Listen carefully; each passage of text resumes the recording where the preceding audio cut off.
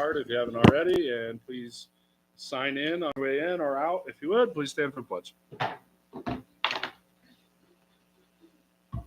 pledge allegiance to the flag of the United States of America and to the republic for which it stands, one nation, under God, indivisible, with liberty and justice for all. Thank you. Ready for attendance? All right, Dr. Breckenridge-Pettit. Here. Dr. Hill. Here. Mr. Hobbs. Here. Mrs. Lundberg. Not in attendance tonight. Mrs. Pascal. Here. Ms. Shookman. Here. And Mr. Smith. Here. Board member comments. Opening the floor.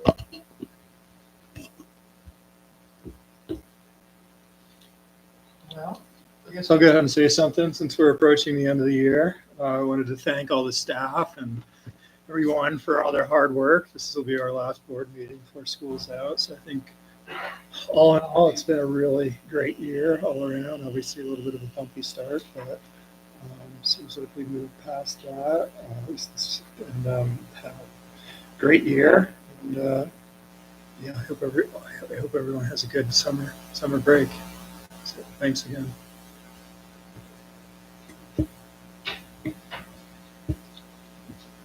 Jody, you got nothing? Saving them up. Yeah. Good job, Matt, stealing all of our thunder. I got a few things here. So first off, big thank you to David and Will and Sean to figure out the Aspen concert series dilemma, we'll call it, that we faced ourselves with a month or so ago. So thank you for meeting with them and getting that sorted out. And then a big thank you to Sean and custodial crew for making that happen for that group. It's obviously a big deal in the arts world, so really happy to be able to host and to be able to accommodate them. So thank you all, and big shout out to the custodial crew who will have to shift gears a little bit right before school starts to make that happen. So kudos to you guys.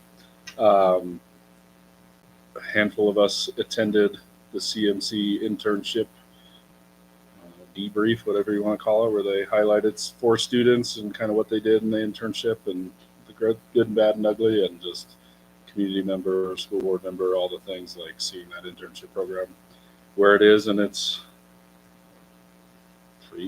third year, fourth year, technically fifth, like seeing some really good stuff. I think there was like 60 kids that were taking an internship and multiple for each semester. So just the CMC component of it is really awesome to see. So other than that,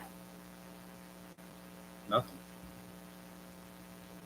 2 written messages to the board. I think I already saw Jody respond to one of the students, both of them on the phone policy. So appreciate when students advocate and give a voice. So definitely appreciate them sending those in. And I know we have 2 public comments.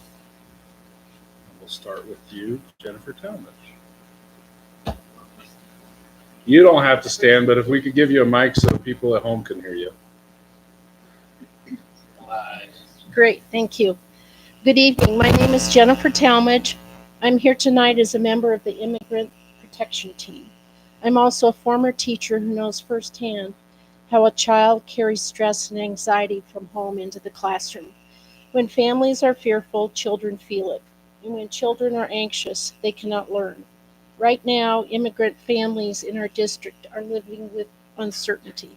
We may not be able to control the threats coming from the federal level, the shifting policies, the renewed attention from ICE, but we can control how our schools respond. We can make it absolutely clear that Salida schools are welcoming places where every child, no matter their background or immigration status, has the right to a safe education. Families need to know that our schools will never collect information like immigration status or place of birth, that student information will be kept private. And they need to know there are clear procedures in place if immigration enforcement ever shows up or at near our schools.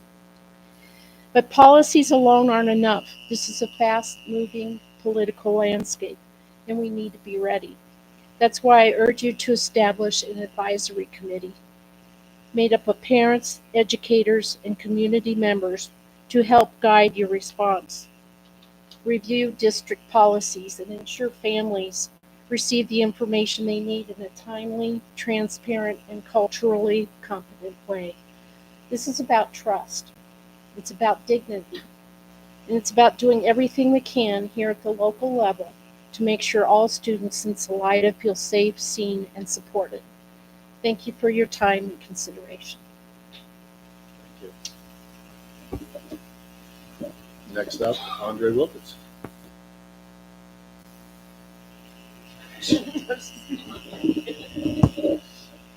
Hi, everyone. For those of you that don't know, my name is Andre Wilkins. I'm the Salida High School Performing Arts Director.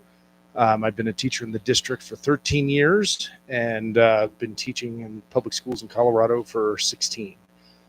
I'm here. Well, first I'll get my Performing Arts Director hat off. Tomorrow night's choir concert, 7 p.m. We have a couple board members, kids involved in that.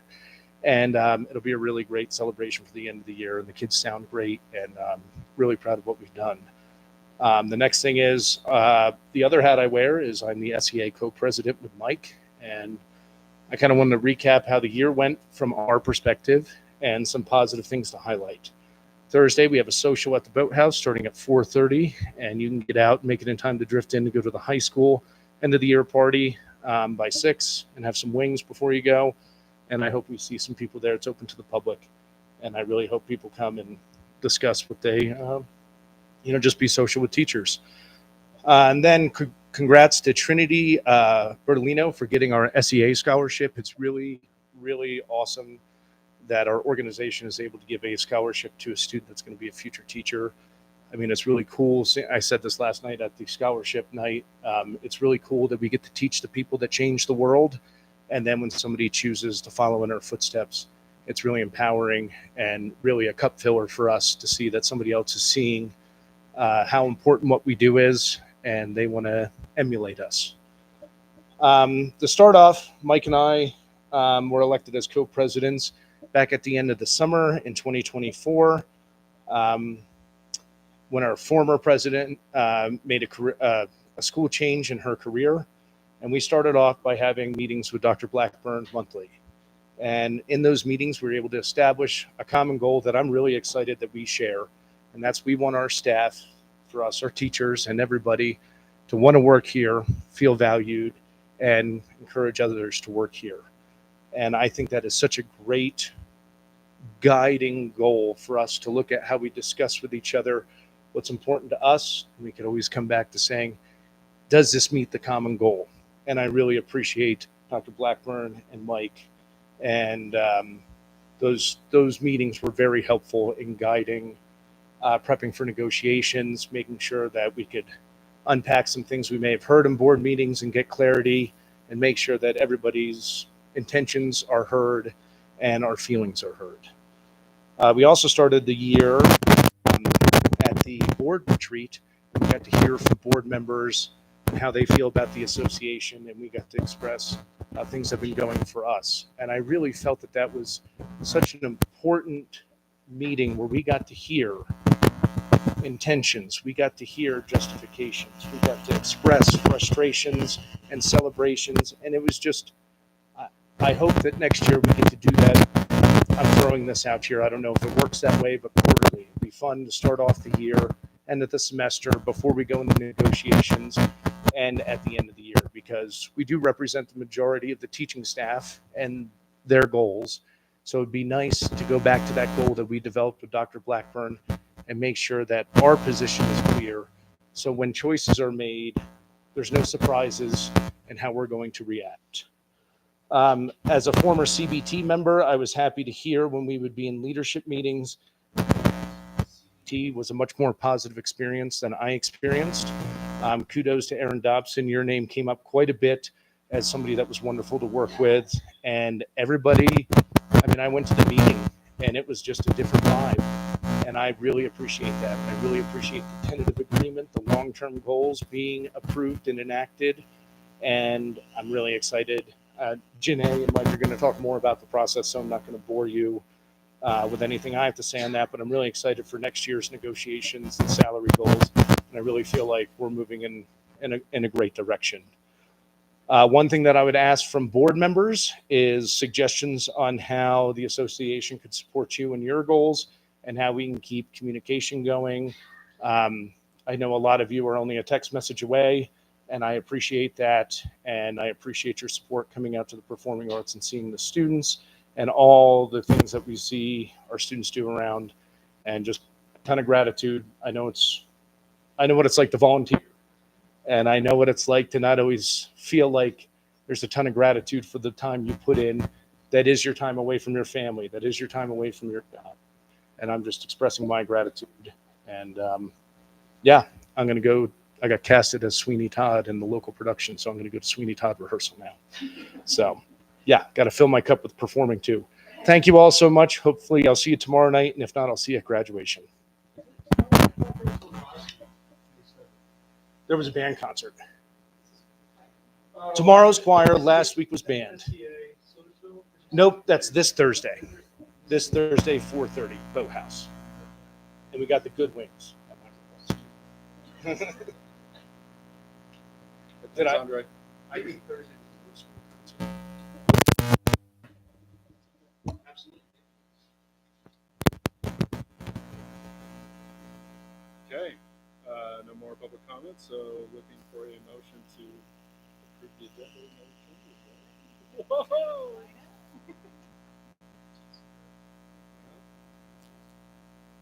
Questions, comments? Raise your vote. Dr. Breckenridge Pettit. Dr. Hill. Mr. Howe. Mrs. Pascal. Ms. Schiffman. And Mr. Smith.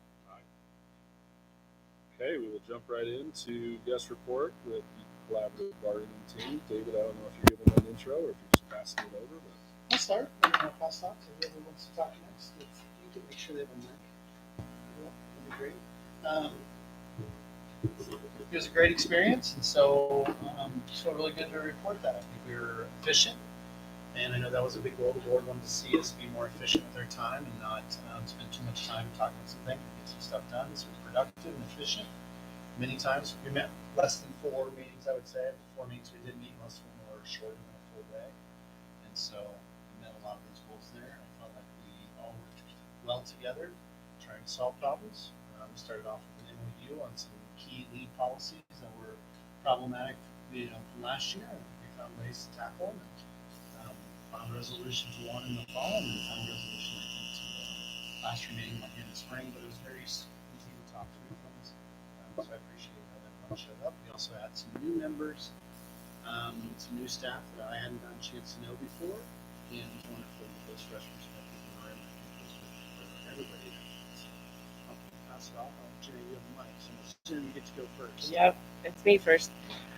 So I'm Janae Martinez. Most of you know me.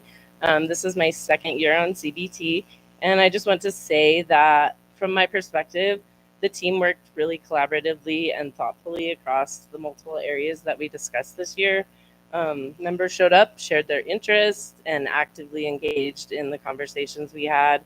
And I feel like the team worked very effectively and accomplished all of the tasks that we had set out for the school year.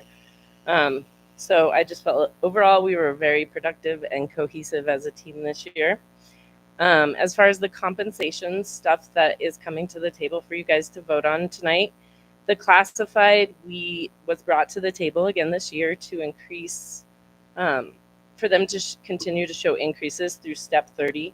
And that was an interest that's been talked about for several years. And it was actually on our tentative agreement last year.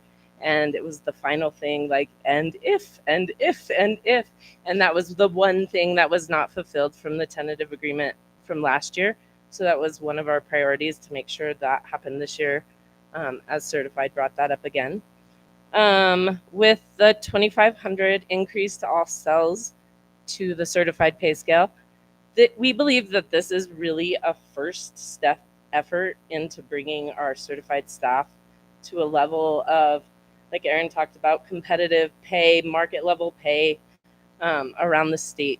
So I did a lot of research prior to CBT and coming into CBT about other schools in the state and where they sit. And currently in Colorado, the average BA step 1 is $51,107. And with Salida, with this increase, we will sit at 45, which is 6,000 less than the average of the state. The average MA step 1 is 56,114, and with this increase, we will sit at 49,648. So again, 6,000 below. And the average top salary, this is the huge one that we've kind of seen with our pay scale. The average in Colorado is 103,372, and with the increase, we will sit at 76,000. So that's something we really is guiding our future decisions and continuing to make the right steps. And then the new measures survey results from when we went to that meeting, 57% of the teaching staff said that they were unsatisfied with being compensated fairly. And so that was something that we really wanted to address and try and take care of with our decisions. I researched a lot of schools across the state and compared to their salary schedules. I've listened into board meetings. I've heard what you guys are interested in and what you want those comparisons to look at like. So I focused on schools that had similar pupil counts because that's how we're funded. I looked at schools with similar class sizes, similar cost of living, and similar hours worked per year. And in all of those cases, we are far behind those comparable schools in our state in taking care of our staff financially. So I believe this is a great step, and I fully support us moving forward in it, but I feel like it is a first step. I feel like it's a first step in a long-term plan in correcting these issues that we're seeing. I feel like it's in our best interest of the school district to be able to attract and also retain a quality staff to work in our school district. We have to be competitive. We have to invest in this vital part of our business in order to do this. In regards to policies, we really worked effectively and efficiently on working through the remaining blue policies, as we call them, on the target. We clarified a lot of language. We updated policies. I feel like the biggest change that we saw was in the sabbatical policy. And that was because that policy was tabled last year and is currently inactive for our staff. And we wanted to try and come up with a policy that could now be active, that people can access. And so we listened to what your reasoning was behind tabling that. And we responded with a policy that we feel corrects those issues and is in the best interest of what you guys expressed. So overall, I just feel like CBT worked very collaboratively and effectively. We listened to the needs of the constituents that we represent, and we worked toward making changes in everyone's best interest.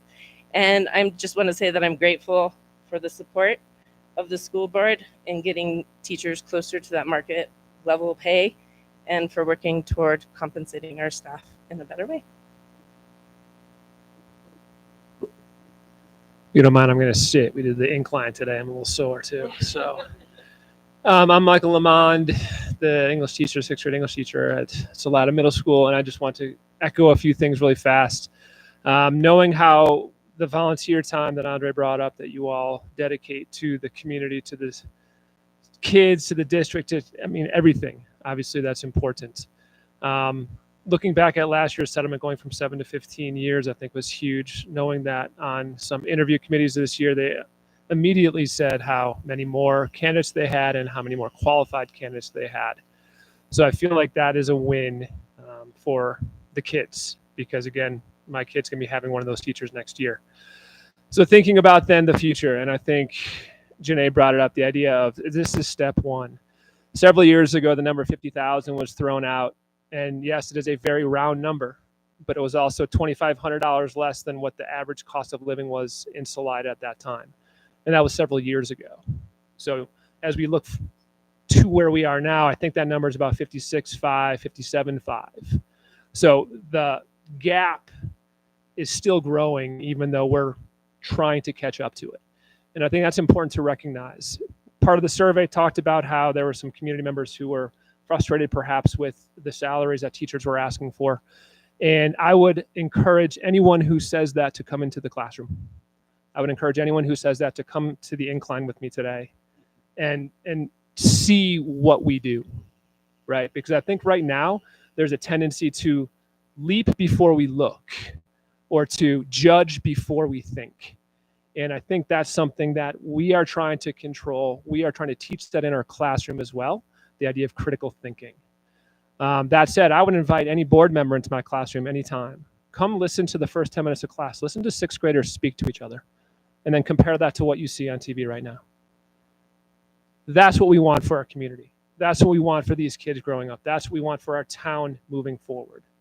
And in order to do that, in order to maintain that, we have to have people that are able to live here in a way that is comfortable, not just survival, right? We've been told, it was mentioned a few board meetings ago that, well, we get to live here. That's true. So does everyone else, right? That doesn't mean I should be paid less just because I get to live here. So looking at how are we moving forward, I think this past 4 months of CBT was incredible. We walked out that last meeting looking at each other kind of like, this is how it could be, right? Is that really how it's supposed to be? I mean, we finished at 11 o'clock that last day, right? And we had everything done on the agenda. A year and a half ago or so, we were on the verge of shutting down CBT. As a CEA president, I would like to know where that stands now, right? I know we were kind of put on the clock. I would like to know as an update, how did we do, right? Because if there's no metric for success, then we will never meet success. So as we look at the next few months and as we look at the fall, I would love to start looking at, again, what's next. Not just financially, not just the compensation for all staff, but where does the CBT stand? Where are we right now? And again, I mean, kudos to Aaron, kudos to David. The process ran as I think it's supposed to run. And if anyone had seen that, if anyone sitting in there had seen that compared to where you were sitting 3 years ago, you'd be walking out saying the same thing. Is that how it's supposed to happen? And I feel like that's kind of what led to the possibility of the CBT being disbanded. And I hope that what has happened these past few months is enough to sort of alleviate and say, you know what, no, the process is working. I'm going to put my trust in the people who know what they're doing because they know what they're doing. And I'm going to empower my staff. I'm going to empower my teachers. I'm going to empower my parents. I'm going to empower everyone at that table because I trust them. And the group that we had was incredible. The dynamics were amazing. If you haven't reached out to the folks that were on the CBT, please do so. To the new folks in particular, they took a chance and it worked. So as we look at the vote, as we move into the summer, as we move into next fall, all the pieces that Andre and Janae both mentioned, I would echo, and I would also start thinking about what is it that we're hoping for? What is that target? What is that metric that we're looking to define success? As we mentioned, or David mentioned several times, we are one of the few districts in the state that continues to grow. Why? Because of the people in this room, right? If our reputation is such as it is, why is that? How do we earn a reputation? Who earns the reputation? And I believe firmly, I remember when Will hired me, you sure you want to come here? You realize you're making $30,000 less, right? You realize that, right? I said, yeah. And I said, sure, because it's not going to stay like that. It can't. And I believe in the town. I believe in the people. I believed in Will. And we're starting to make that progress. But we got to turn that jog into a little bit more of a sprint if we want to ever catch up. And that's what I would ask you to think about as we move forward. Thanks.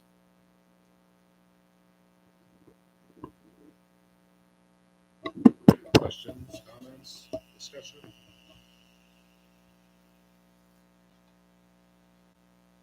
I assume we're going to have some discussion after the vote. Great. Yeah, we can have it now, we can have it later. I just have I have more of a process question. Was there a facilitator used in the process? Or? We started off facilitator, and they were we did the training, and then the federal mediation services were canceled at the federal level. Those no longer exist as an opportunity, and so Will kind of stepped in. And Will stepped in. Will has 20 plus years of IBB experience, and so he stepped in, and it worked because I think everyone wanted it to work. So that's how we handled it. We were able to do that. I think if we would have got ourselves in a situation where we couldn't hear one another, which didn't happen, then we probably would have gone out and hired somebody and spent some money, third party to do that. Probably what we'll have to do. So, there's no nothing on the horizon that says that services will come back for free. Is there a need for that service? Doesn't sound like it. Wasn't for it this year. There's been times when we needed a third party signature. So there will be some time in the future where that will be needed. You just have to assume that it's normal human interaction. This is more personal question too. Like how often is the CBT turning over? I mean, we have a lot of courses here.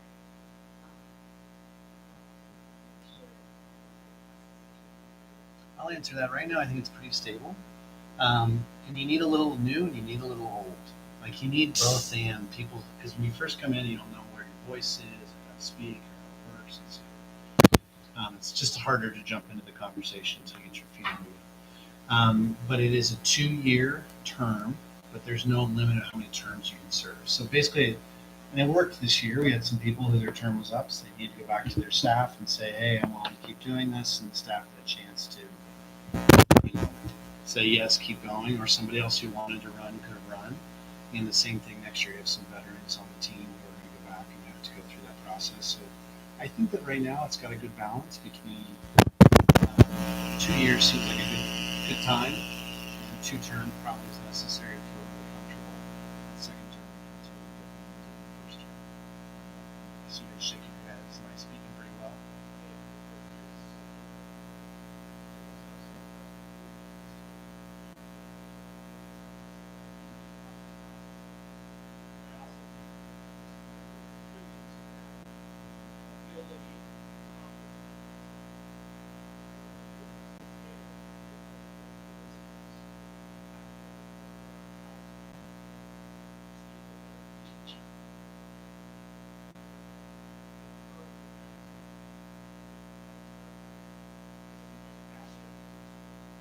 I do think that smaller team, we had a good balance. I feel like we had a good, all the schools represented, I think, this time, and in a really good fashion. So I would agree with the size of the team will help that with design. Next question is how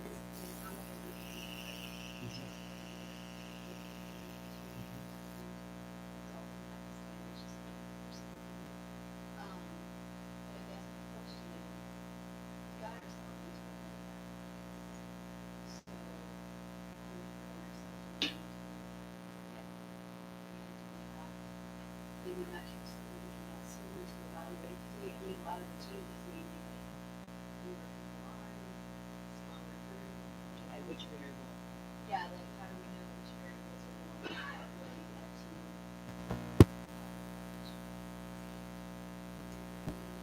I want to take a shot, and would you mind just passing the mic so we have a chance to speak as well? I just want to say it's also conflict isn't necessarily the metric by which the zero conflict can't be our only measurement of whether we're being successful. There has to be some place where we can have hard conversations without destroying relationships. And I think that was the space we probably slipped off. And I think there was a lot of things going on outside of us that we didn't have control over. And so I think we have a better design. It's our second design. We'll call it 2.0. It's not our first try at this, and so I think we're in a better spot. I think also being able to talk openly and some metrics. We've been trying to talk about how do we send that evaluation and make sure that's an effective communication tool and didn't somehow get leveraged and somebody else who speaks up. We're trying to figure out how to balance that piece. I think the other thing is you'll see next month when we get all the communication perception data, you guys will look at that stuff. Jim's had a chance to look at that for communications. I think that's another thing we'll do again, some more staff surveys. We'll have 2 next year. I think that's another place to look and listen to the bigger perspective. So I would add that. I don't know if others would add. I mean, I think trust is a big part of that too, and I don't know what the magic sauce was this year about the trust, but I feel like as we have progressed out of the last few years, be it COVID, be it just everything that came as a result of that, be it the political scenario right now, I feel like that the group was able to, like David said, come together and trust that I can speak my truth and not be judged, be listened to, maybe disagreed with, but listened to. And I feel like even words coming from many of the board members, displaying trust. I trust in what you're doing, right? I want what's best for you. Aaron's saying that. I want more for you, right? So I feel like all of these pieces are contributing. You know, we worked with our CEA people, and they come back and say, yeah, I agree 100% with what Aaron said. So that trust right there, right? We're able to double check, and Aaron's not taking offense to it. He's like, yeah, have him call me if you want. But the idea that we can work collaboratively and actually come up with an answer, come up with a solution that works for everyone involved. It might not be what everyone wants, but it's to the point where everyone can say, yeah, that makes the most sense. That's what we have, and that's what's going to be best for everybody, which is what CBT is about. And to your question, Mandy, I wish I had an answer for when do we go back to the other side of the pendulum. Hopefully we never do, obviously. But I feel like it was just such the storm just all came together at once. And I mean, I don't think we were unique in that side, that people struggled with each other, personal relationships struggled, and everything else struggled. I think that was kind of the era that we were in at that point. And hopefully cooler heads prevail and we realize that we all have the same goal. That doesn't answer your question, but that's kind of my philosophy on it. I would just like to add one more word, and that would be transparency. And that was really, when I first started with CBT 4 years ago, I would have to go and ask my husband, who was a former principal, to explain school financing to me, like at the dinner table. But we got here the first day and Aaron explained the entire thing to everyone. So everyone started at the same level of base knowledge. And so I think that built trust as well. Also, the information that David, you had sent to your lawyers, everything came back with red lines, and we were able to look at it together collectively on the computer, on the board. And therefore, it felt like it wasn't about perception, it was about reality. And that helped everybody kind of come to the playing field in the same way. Thank you. Yeah, I would only add that it wasn't all rainbows. I mean, we did have hard discussions. We did come to the table and we shared ideas and we shared hard discussions. And we did have those things come up this year. But we listened and we heard and we discussed and we came to agreements. So I don't want it to seem like it was, simple. We walked in and everybody's like, yes, thumbs up, like exactly what I wanted. There were hard discussions that we had. So that wasn't something that disappeared. People were just more willing to listen and contribute and share their ideas. So I really felt as a board member that you believe that we also want what is best for you. And that's the first time I felt that in the last 6 years. And you guys know that, at least for me, I can't speak for anyone else, that the first day I was on, number one thing was humans, paying humans. And going through 100,000 line items, thank you, Aaron Dodson, over the last 5 years to find where we could do those things. I felt that you trusted that we were on the same page. I have 2 questions the next time you gather data that I'd love to, or you guys may already know this, maybe CBT can prioritize this. 2 questions. The first one is, do you value the hidden benefits that we have? For example, paying 100% of the employees' healthcare benefits, absorbing those double-digit increases of health insurance increases. We also dental, optical, life insurance, helping with your deductible when you have a surgery. Those, and then saving $1,200 a month if you have a kid at the ECC, or base pay. Right, that's my first question. Those hidden benefits that we do, or is it the dollar? And you guys know that best. And then my second question is, in terms of a philosophy, do we increase our staff numbers or do we increase our base pay? Meaning, if you increase your staff numbers, you may see a decrease in your workload, right? So that may be a benefit, but that would decrease the base pay for everybody else over time. Those are the two philosophies that I don't know how to answer, and I need your expertise on that. But we're digging quarters out of cushions, dude. Okay.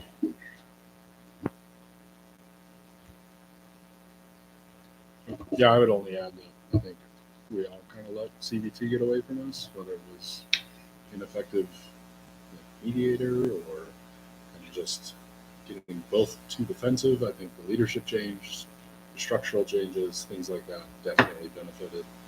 David and I talked about kind of having a not 100% sure how to do an evaluative discussion around CBT, but we did say that we would review it and kind of pick the path forward. I can't speak for the rest of everybody, but I have a feeling they'll all nod their heads that nobody really has any desire to get rid of CBT at this point. So I think that we'll just continue down that path and try to figure out a way to do. I'm sorry. I know which way you guys are all thinking. So, and then figure out a way to do some sort of evaluation. And I don't know how we would measure success versus not, but I agree. Like, healthy conflict is a good thing. So I appreciate the leadership changes and the efforts you guys made. And the trust goes both ways. And yes, from our perspective, from my perspective, it was a much better overall process that didn't bog things down in the weeds that didn't need to be, because we would say something and it would be believed and vice versa. So. Yeah, and I was just gonna say, yeah, things so. And yeah, we have to work with this really efficient for staff. For the work. So I appreciate everything. And I think it was when you guys came up with I know I said some hard things that were really frustrating to me about social media posts and staff writing negative things. And I definitely, but I've noticed a huge change in that. And I feel like it was where we kind of just decided, like, no, we're on a common mission, and it doesn't benefit any of us when people are bashing each other on social media. So just an example of like a very thing that I just appreciate everybody listening how it comes up and I guess a couple of things I might just add. Having done this, as David said, for decades, it hurts. I think one of the differences this year was the size. I took myself out of it to be a quasi moderator, and it worked this year. But the thing I noticed the most, and it's not anything against previous CBT groups, but with the smaller group, there's more individual accountability to be up to speed on what's being discussed. What policy? Oh, we talked about that policy. I better read it versus letting someone else read it and tell me what it's about. So I think that homework, that preparation, it's been mentioned a couple times. The background understanding of budgets and process takes a lot of the mystery out of where is money. And I think the last piece I'll just add is I'll reach out to some other folks that are using a similar process to see, as well as our CEA folks, to see if there is a metric or any type of a tool that's ever been used to look at what's efficient and what's not. No promises that I can find that, but we can certainly ask, because I think it's a fair question. I would say Jody's philosophical questions are ones that I have to discredit anything around pay these, but it's like nothing is apples to apples. So are we paying $5,000 left, covering $5,000 over benefits? I don't know. I don't know if we can source that data, but to me, it'd be willing to pay for a third party to do that if Jim Sampson can't do it. But I just don't know, because I just think that We have more salaries. Just let you know, we've already started to work. We're trying to get through tonight and start to work on straw groups or committee groups. To start to work on some other structures and say, here's what we think our compensation strategy should be. Here's the steps and things. In the absence of that, we kind of say, can we chase some base pay or set up? But the team wants to get together and talk about that. And included in that is also we have the right compensation strategy for what excellence looks like for for somebody who goes and learns more, becomes better. We have the right structure in place to say thank you to people who really go the extra mile for better. I think that's exciting because it's pre-pandemic since we kind of sat down as a team and said, here's our strategy. And that helped kind of that third point down. So I'm excited to go back to the team, so I'm excited to get that now. So that into the spring, to where the answer to these questions and some of the other ones that aren't haven't been asked yet or aren't important to us.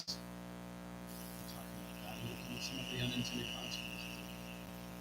Okay, well, we fix this. What does that do to the rest of the system? And what are the other implications? Try to look deep at it. I would throw out that I don't think there is a metric that everybody could agree on whether it's successful. You look at Congress. Would anybody look at that over the last, whatever, 200 years, like regular, mostly modern times, and say, man, that's been a successful group? Because it's been you can't. There's not one metric, but you look at it. This country's still here. We're still having Congress. We're still bargaining and fighting, and still here. That's the measure, a measure of success. So I don't foresee a civil war on any answer like that. I think that David leads this district in a collaborative way. We vote on things that aren't required to vote on, so that we have buy-in in that. He has meetings. He has meetings with different circles in different buildings, and collaboration is his style. So you brought CBT here, so I think it matches your leadership. We're in a healthy place. I don't know any other assessment. Right now, fired up. Okay. And then one other thing I just always like to tell staff, board always has to vote. So I always let us send no vote. And sometimes there's more going on and never seen the board vote. Somebody coming to vote for the please go through and just to never take that personally, just like the CBT, say some things and make some reason. So we can feel comfortable with it. So we'll make sure our staff never feels offended or feels like people don't support them. That's not the story at all. How you support things is a different question than how you support. It's Teacher Appreciation Week, or I guess I think we're still in that. I lost track. It was last week, and we're still living last week. I lose track, but it's all of our staff. That's why we have a great reputation. It's why we're doing well. It's because we have great people loving our kids. The success for our kids is not knowing my name, my need, actually knowing them and growing with them at an individual level. And you can do that in our town, and we are doing it. And that's what happens when we do it on a regular basis. Appreciation of the staff. Always a hard question. Tonight's in front of you, a good vote. We recommend it. We'll talk about that later.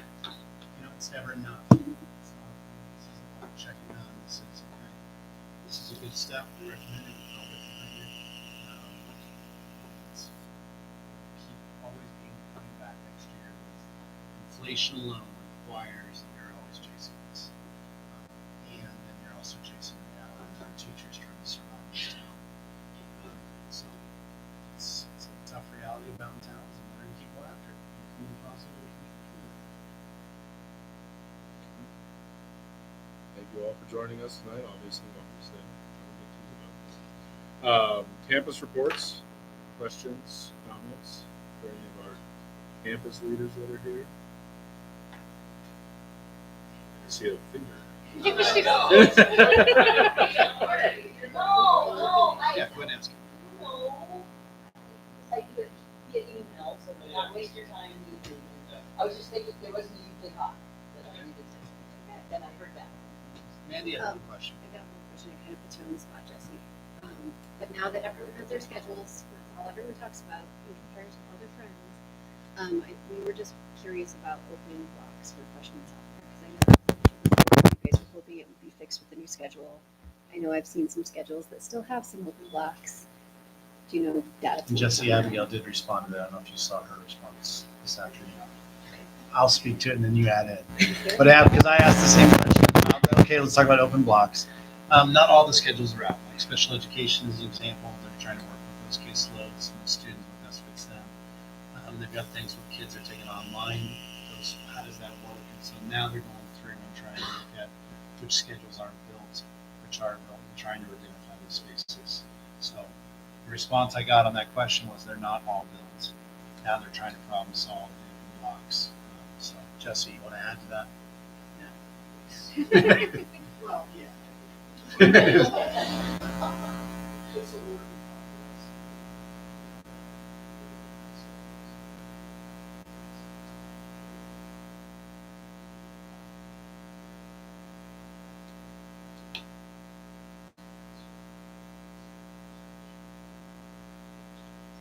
Yeah, and I mean, it was very evident that this is not your final schedule. Changes are coming. Like, we think this is I would say it's pretty close, though. I don't want people to feel like it's used to be how we were in the schedule where we made it all back up in August. That's not what's on the table. It's looking at where are the gaps, which of those can we fix, and then I think when we come back in August, then we can do a comparative piece of data as a board and say, let's look at last year, let's look at this year, did our hopes of the new schedule close that gap, or in reality did it not? And then there's going to be a financial question that comes after that, which we expect is you're going to have to add more sections through electives to the teachers, your add another teacher to close the rest of those gaps. So you're going to see that. But yeah, the challenge is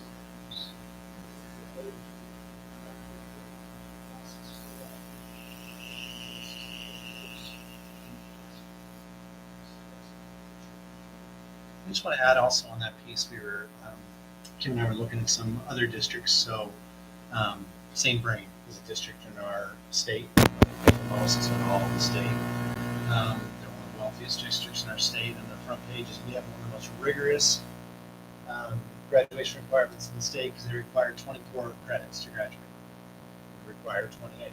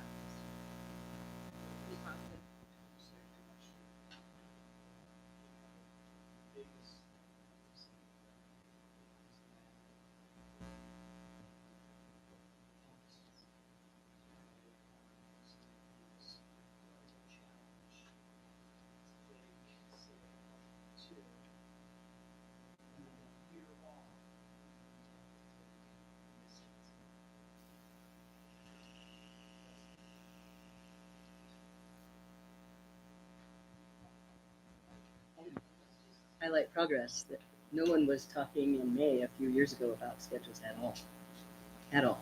That happened in August. And you guys are ahead of me. So bingo.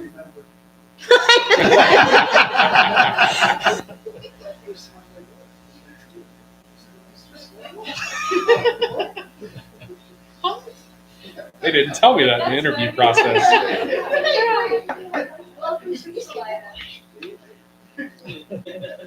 You said yes and signed the paper. I had to get you on because Michelle was probably wavering. So. I have one for Mr. Holt. Just on your campus report, like the goals and achievements, I definitely like, and I like that all expectations are exceeded, like from advisory, vertical team growth goals, like English language, fine arts, like that section. I just wonder, should we increase the expectations? Because if you have a metric and you're every time you're home run, it's too easy. And those expectations are not, they're not above expectations, right? But that is definitely a question to consider in the future when we're looking at goals next year in our action plan. We're presenting leverage points tomorrow. In this staff meeting, one of the leverage points is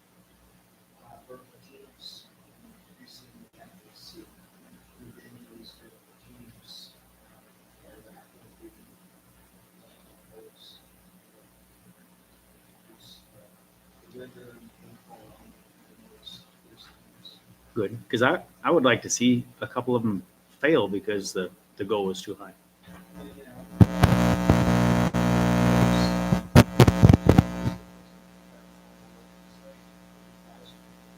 No.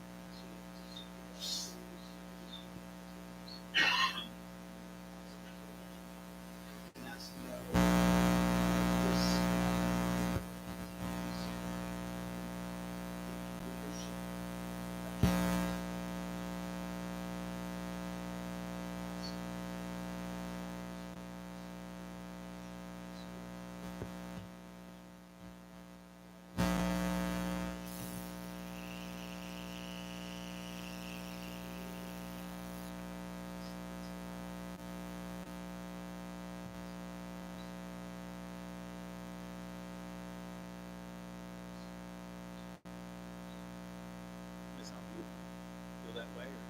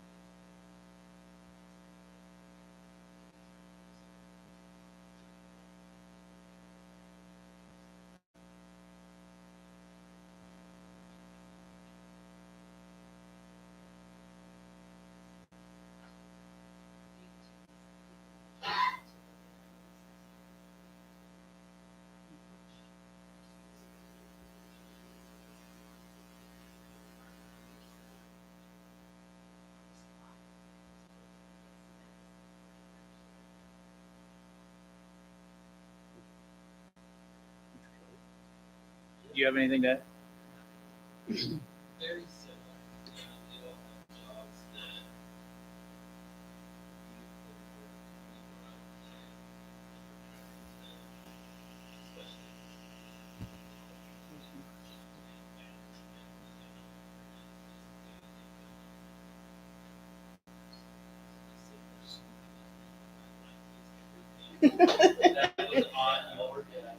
Off of it.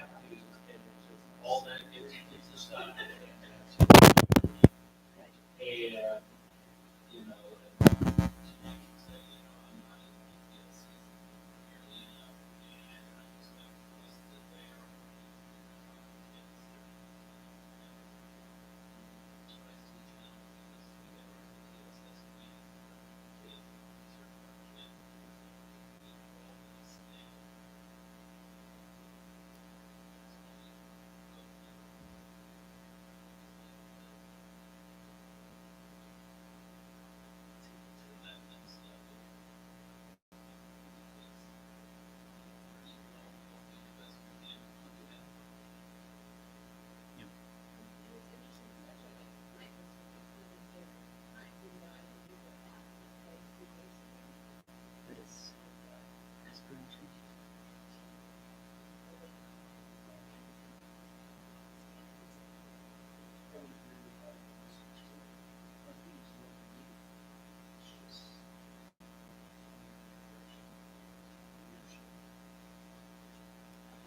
Joe, since we were talking about curriculum and TOSA and scope and sequence, Karen is not here, Lindbergh, she's absent, and she had a really interesting question that the TOSA, the CNI TOSA is starting at Longfellow versus starting where maybe we have more gaps at Salida High School.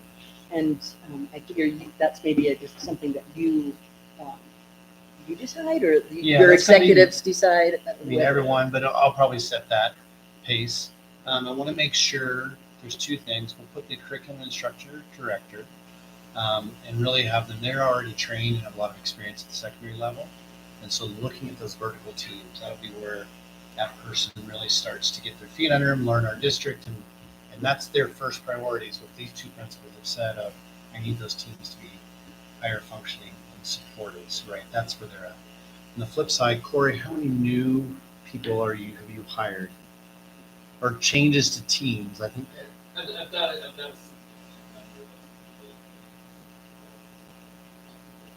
Yes. Yeah.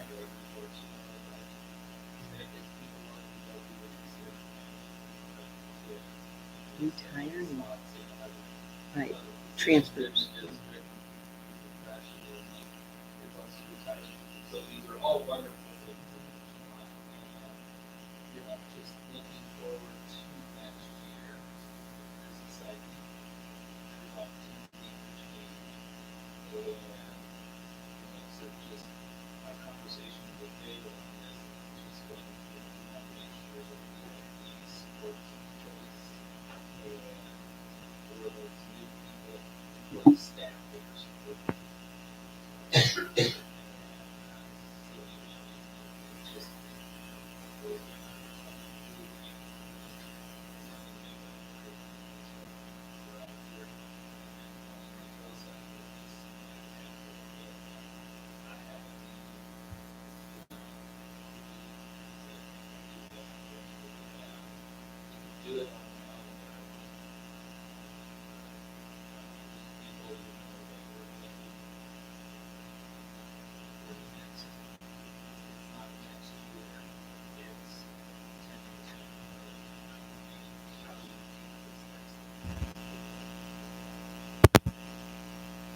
so I'm going to make sure the person has most experience there, make sure that as opening months that is successful there while we're really focusing on these vertical teams and getting teachers some more support as we try and dial into how can we make professional development more meaningful on multiple levels.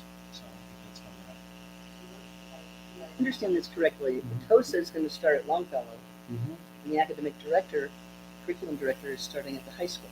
Is that right? high school, middle school, vertical High teams. school. I know. Right. That's what I'm just making. Such a, Just be happy that you're allowed. I know. I'm just making sure that I understand it. It's starting to gel and take shape, and I'm not that comfortable with it, but that's not my job.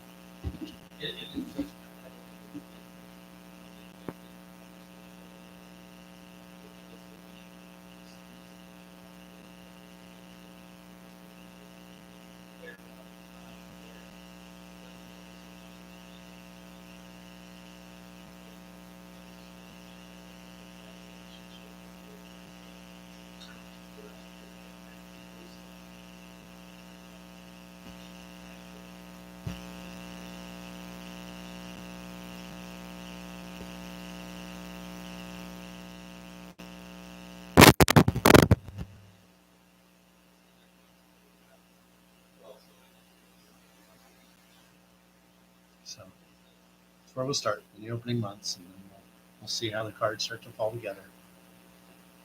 The children will all be lovely next year. We'll all be fully compliant. No dumb choices will be made at any time in any of our buildings next year. All of the parents will feel grace and peace. Can't wait for that message at graduation. Starting It'll happen in your homes, I'm sure. Because human development and 1,500 humans all interacting all day long, it's going to do what human beings do. David, anything to add in district reports? No, I think we got to what's important, right? One of our big goals was how do we shift from just getting ourselves stable to shift back to pedagogy? I think you just heard it happen, right? This is what we were hoping to get our conversation to about how can we take care of kids' learning needs and the teachers who are trying to make those things happen? How can we provide those structures? That's what matters. There's lots of other details around facilities, and we can talk about that on all the other updates, but what matters is it just happened. We're getting along. We're being productive. being efficient. People are getting their voices heard as we're turning more and more of our attention every day towards better pedagogy, whether that's open schedules and making sure we close those gaps for our youngest learners at the secondary, whether that's vertical teams, down to MTSS, down to kindergarten, right? All those different spaces. That's all I would add. Unless people, you guys got plenty of reports from Will and I and Aaron. Aaron's got a lot of time later on for finances, so I assume you can get past. But if there's anything you want to know from Will and I, I'd be glad to answer questions.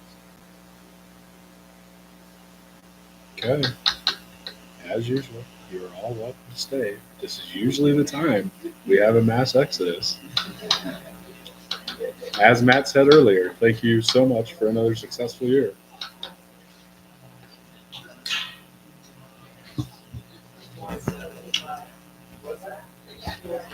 We good? We want to keep pounding ahead?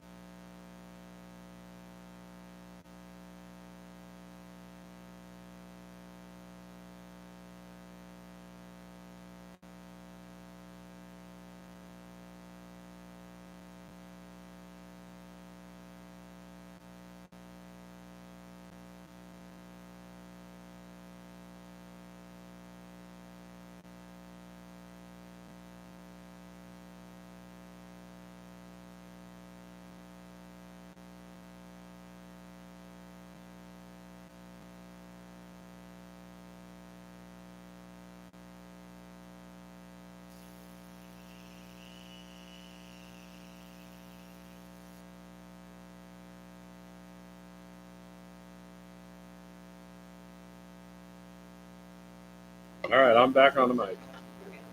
We're live. We're live. Where the heck are we? Consent agenda. Hold on, Jody made me fail. Get back to the consent agenda. All right, looking for a motion to approve the consent agenda.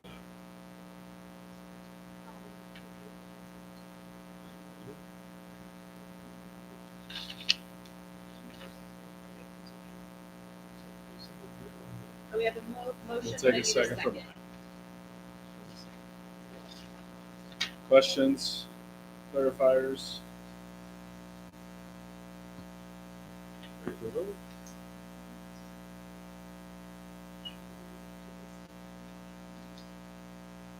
Dr. Breckenridge-Bennett. Aye. Dr. Hill. Mr. Hobbs. Mrs. Haskell. Aye. Ms. Schiffman. And Mr. Smith. Aye. Straight to a discussion then, right? Yes. These were inconsistent. No, but yeah, they are consent. That's what I messed up. Okay. Discussion. Mr. Dobson, proposed 25-26 budget. Take it away. Geez, that came up fast. Yeah. I didn't realize how long the consent agenda was. It's like, do you want to talk about? Yeah, I know. I wish I had some intro music. I mean, honestly, we didn't do as big of a production this year as we did kind of last year with my first one. We had kind of felt like you had a lot of information along the way, and so we wanted to kind of keep it as a discussion and answer questions more than anything about the budget. I think I had a couple notes of things that I think are, we've talked about or I've mentioned in the video or talked about in the last board meetings, but a couple of the things that I think are worth noting, I do think we're under budgeted on a couple of our revenues in that big budget. I do think we can look at that specific ownership tax, like I said, and I think also with the increase, the new formula that came out, it looks like they're anticipating our taxes to go up locally, which doesn't change our total funding from the state, but it does change our MLO percentage one. And so if it goes up what they're kind of guessing, we're looking at like 10%, which is like $250,000 potentially with the MLO money. So we'll see how that actually goes. I know I just got my assessed value and it was up something like 16%. So I don't know if you're all starting to get those as well, but mine definitely went up. So that kind of tracked with my one data point to go with what the state is showing. So it's not, I wouldn't hold that yet, but something to consider. So those are two things that I think aren't really, we tried to keep the revenues still conservative, I would say, and try to make sure we weren't over budgeting those pieces. But the specific ownership one is one I feel pretty confident that we need to look at more in depth. It's just hard to budget because it really depends on, that's one that's more market based than anything else, because specific ownership taxes are based upon the toys that people buy rather than property that they buy in terms of houses. So boats, RVs, things like that, and that doesn't happen as well if we go into recession. So it's hard to know for sure what that would look like. But we're over what the state budgets us for, and yet we've been over that by about $100,000 the past 3 or 4 years, and I think that's consistent. And this year it looks like we're going to be up by about 100,000 again. So trying to figure out how to do that, but I think there's a conservative estimate there that helps close that $1 million gap, and I think there's definitely going to be some increase to the MLO that's going to close that gap as well. A couple of the expenditure pieces too. Everybody's budgeted on insurance. I know you've heard this a bunch of times, but this year I have a really good estimate at this point because we're making everybody go through and change insurance. So everybody had to go through and do it. And so we know exactly how many people are waiving. We don't want to change the budget yet because some people could leave and then the new person elects the coverage and that may change things. But I mean, right now we have about 15 people who've elected to completely waive insurance next year, which it ends up being a big chunk of money. So it's still in the budget, and we'll see an amended budget how we can kind of address that. But that's like $150,000 worth of expenditures that again closes that $1 million gap. So something to think about there. And then I think the three big questions are food, and Karen had reached out about a good question about the food service. And David, you can help me with this, but we basically took the strategy of change nothing. Sorry, your mic was back on. But we kind of took the strategy on food of change nothing so far. We're part of CEP at this point, which means we qualify for a program where the federal government is taking on a bigger chunk of that free food for all than the state is. And we're qualified for 4 years. We'll see where it goes, but currently they've adjusted all that to the Department of Agriculture, so I don't see that funding going away currently. But we don't really know what to do. I think Karen asked the question, or Director Lungberg asked the question, were we thinking about going away from free food for all? And I just don't know that that's the right strategy currently when the whole rest of the state is doing it. I think at this point, we're kind of playing wait and see until somebody else makes a bigger decision than that. So I think we're a little bit over budgeted potentially. We kept the exact same budget this year. We're looking like we're going to allocate about 250,000 instead of 300,000. That number's not finalized yet, so that's just a really close estimate. So there's a little bit of money there. I don't think it's enough that we need to be concerned about changing food yet, but that's something that I know everybody's looking at the federal government right now and how that's going to play out. So I'm monitoring that closely. Head Start. Chip in on that one? Yeah, please. So that's just a strategic thing. I think we can continue to do with all the recommendations you have in front of you. And if there's a major change in state or federal funding, that's an area where we can say, okay, we can change our strategy there and be able to shrink our budget, collapse the size of our budget without having to hit the classroom. And we can do it over a 12-month thing. And that's one strategy, is to give you a space for, if we got too aggressive, there's a space that you can correct, make a correction in your planning. And two, this is about state versus federal power, and I do not think we're big enough to try and in the middle of that. So we will let states and federal governments figure out who wants to pay for education at whatever proportion, whatever ways, and then follow. As that becomes clear, then we can make good strategy. We have enough ability to collapse our system to be able to absorb however that conversation goes. So if we did last, because before we had federal states. Mhm.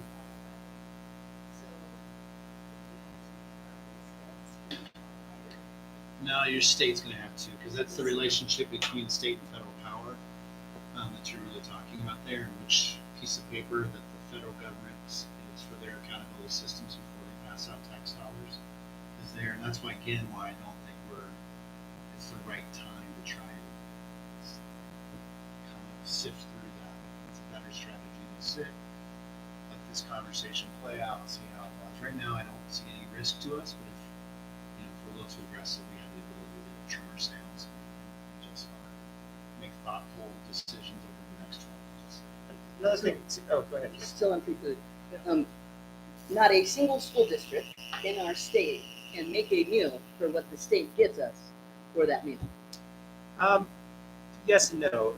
Like, and particularly not little ones. Yeah. And particularly on ours, who we have enrichment programs and partnerships with ranchers and gardeners and farmers. Are they going to increase that per meal funding? I mean, they increased it by like 8 cents a meal last year, so I would expect something, but I wouldn't say that that's like an increase.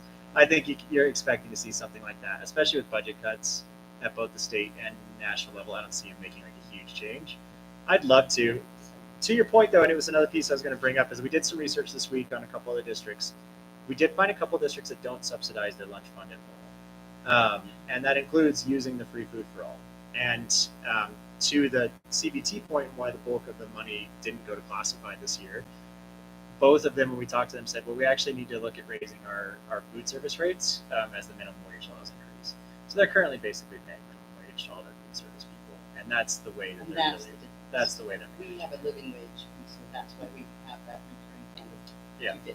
Oh yeah, almost all of that subsidy is basically going towards salaries. That's the biggest portion of our fees. Yep. And then in addition, that's also why, just as an administrative recommendation coming to you, you'll see, and again, like we have more hours we should be paying, having folks work more. That relationship, that's going to increase your subsidies at your major piece. And I think if we really did have to increase hours, that would be me to say maybe we should be making that fees. Like that relationship there has to be investigated.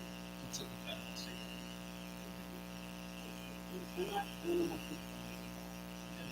And we originally budgeted, we thought we could have 300,000 for nutrition, and then it changed to 150. Now we're back at 250. And those are big current funds that I just feel like I could put my kids on. It's just not wasted, and they're not so worked. might have missed a piece of that too, Jody. When you said we went back to 150, just in terms of the estimate this year, at some point. Right. Last year, the budget was 150, Okay, yeah.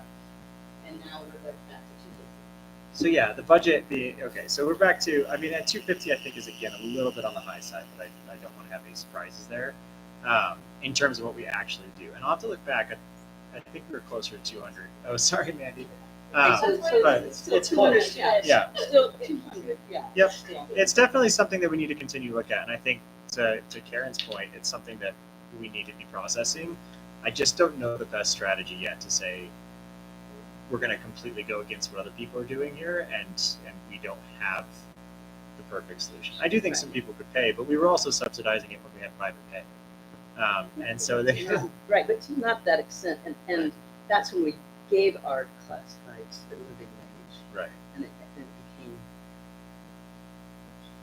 became, and I believe in it, and we were able to keep our schools open because the cafeterias were able to do that. So there is a value. I'm not asking to change the living wage. I'm wondering if that's a place where we can find quite a bit of recurring costs that when there may or may not be a need.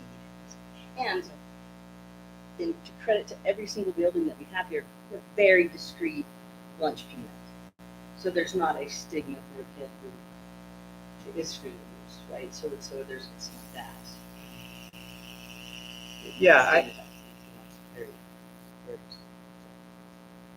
I think it's all good points. I think David and I are really processing how to manage that, especially as David kind of steps into the role that he's stepping into next year in terms of managing all of the operations as well. So I think that we're gonna hopefully be able to come back with some thoughts on that as well. The other two big pieces that I think everybody's questioning, and Joe kind of asked a question today when Tracy Rainey put out that the new bill passed for school funding, and Matt, I know that you said something as well about how school cuts are minimal at this point is what it's looking like, and it did pass. And yeah, we're getting in total in Salida area, we're getting like $1 million more. Some of that's going to Montessori, so it ends up being about $800,000 for our school district next year with basically no growth. And so, but that's 1/7 of the formula being rolled out. And so the formulas continue to be rolled out at higher percentages every year for the next 7 years is the current agreement. And so we should be expecting, as long as we don't see a decrease in enrollment, that type of increase every year for the next 7 years until the state can, which could happen. That's So always is possible. that we still have 7 more years of our 1 mil increase? So that wouldn't change. That's a different topic. Different topic. Okay, that's what. This is the actual program funding bill that the state passed, and so they're putting more into every per pupil, and so we will be seeing more money every year until they can't afford it, which they seem to always magically be able to afford it. So I don't know where that comes from, but it's just a side note. So, but I mentioned to Joe in an email today that that's one of the reasons I have a lot of confidence in building a budget the way we are, because I'm projecting more money every year at this point, unless we see a system collapse or something along those lines, to the tune of 800,000 potentially every year. And with that kind of numbers, the other big fear is Head Start, and that means if you completely lost Head Start, within a year or two, you could completely absorb that into the district. I mean, it would require not getting raises or whatever, but that's the type of money. I'm not even saying I would advocate for that. I think you'd be looking at another solution, but that's the type of magnitude of money that we should be looking at over the next couple of years. And so we're in a really positive place. And that's one of the reasons I have a lot of confidence building a budget, recommending raises that are put the budget at a deficit. I just think that bill passing and showing the same support it has, I see that continuing to go at this point. So that's a big one. And then the Head Start one, we're monitoring it super closely. And the bill has been, at this point, we have a lot of confidence, at least through, definitely through October until the federal government passes their budget. We are technically approved on our grant through February. So the bulk of our funding is approved through next year, as long as they continue to pay us through February. But we know we're good through at least October at this point. So pretty encouraged by that's half of our Head Start funding roughly throughout the course of the year. So even if we saw a massive loss, we could always find ways. We can collapse the system, as David says. We can collapse transfers. We can collapse positions in certain areas if we had to absorb that for a year while we build a strategy for the next year. So I just don't have huge concerns with any of our risks going into next year. So I don't know. It's a much more boring presentation this week, and I don't know how I feel about that. I would rather have NSYNC playing in the background the whole time, personally. But those are kind of the big. In talking to David, it was like, what do we really want to talk about? And I think those are kind of the big topics that we wanted to hit. And then just to kind of open it up for questions and discussion. And I know we're building kind of a negative budget, but at the same time, I think I tried to present reasons for that as we have in our financial plans. I have a question. Yeah, please. And so I do appreciate your confidence and the basis for being able to justify why it's okay to be over 5% or so. And I probably agree with the vast majority. Is there a way to build the next budget so that's already taken into account so it's not over 5%? Because right now, my only issue is that, well, we projected X amount and it came in X plus a little bit. Can we project it without having to come Yeah, so on that question, just to be sure I'm understanding it, are you saying projecting the revenues higher, the expenditures lower, et cetera? Yeah. Yeah, I think there is. The problem is that when you're talking about expenditures and state budget, if you're off on the revenues, it's not nearly as big of a deal. If you overexpend, it becomes a massive problem with the state. That's when you get into big trouble, where the state starts to come in and say, why are you overspending? You have to send explanations for every single thing. Why didn't you budget appropriately for this? So we should always budget our expenditures above what we're going to expect. We can be tight, which is what we did this year. We cut our expenditures as much as we can. But things like if we completely remove all the insurance and then there's something that goes above that, that's where we do get into trouble at the state level. So yes and no. I still think there's some room that we could trim. There's going to be a question of comfort level of how much we're willing to trim out of that. But I think you're always going to expect to see some increase in that fund balance. If we, in terms of the, not necessarily an increase in the fund balance, but an increase in the projected fund balance from the budget. That should be expected. but you can't predict it. I mean, you can't rightfully predict it in the budget. Yeah, so again, I think you can get really close. I think you can get within a couple percentage points, like we're trying to do. And so this year, I shared, I think we're going to be within 3-ish% by the end of the year, which is about 600,000. And so I think you can get close. I think the question is, do you want to predict it in the budget, or do you want to be having transparent, honest conversations about it throughout the course of the time? And maybe that's a strategy the board says, no, I want you to make every cut you can in the budget and go that route. Traditionally, that hasn't been what we've done.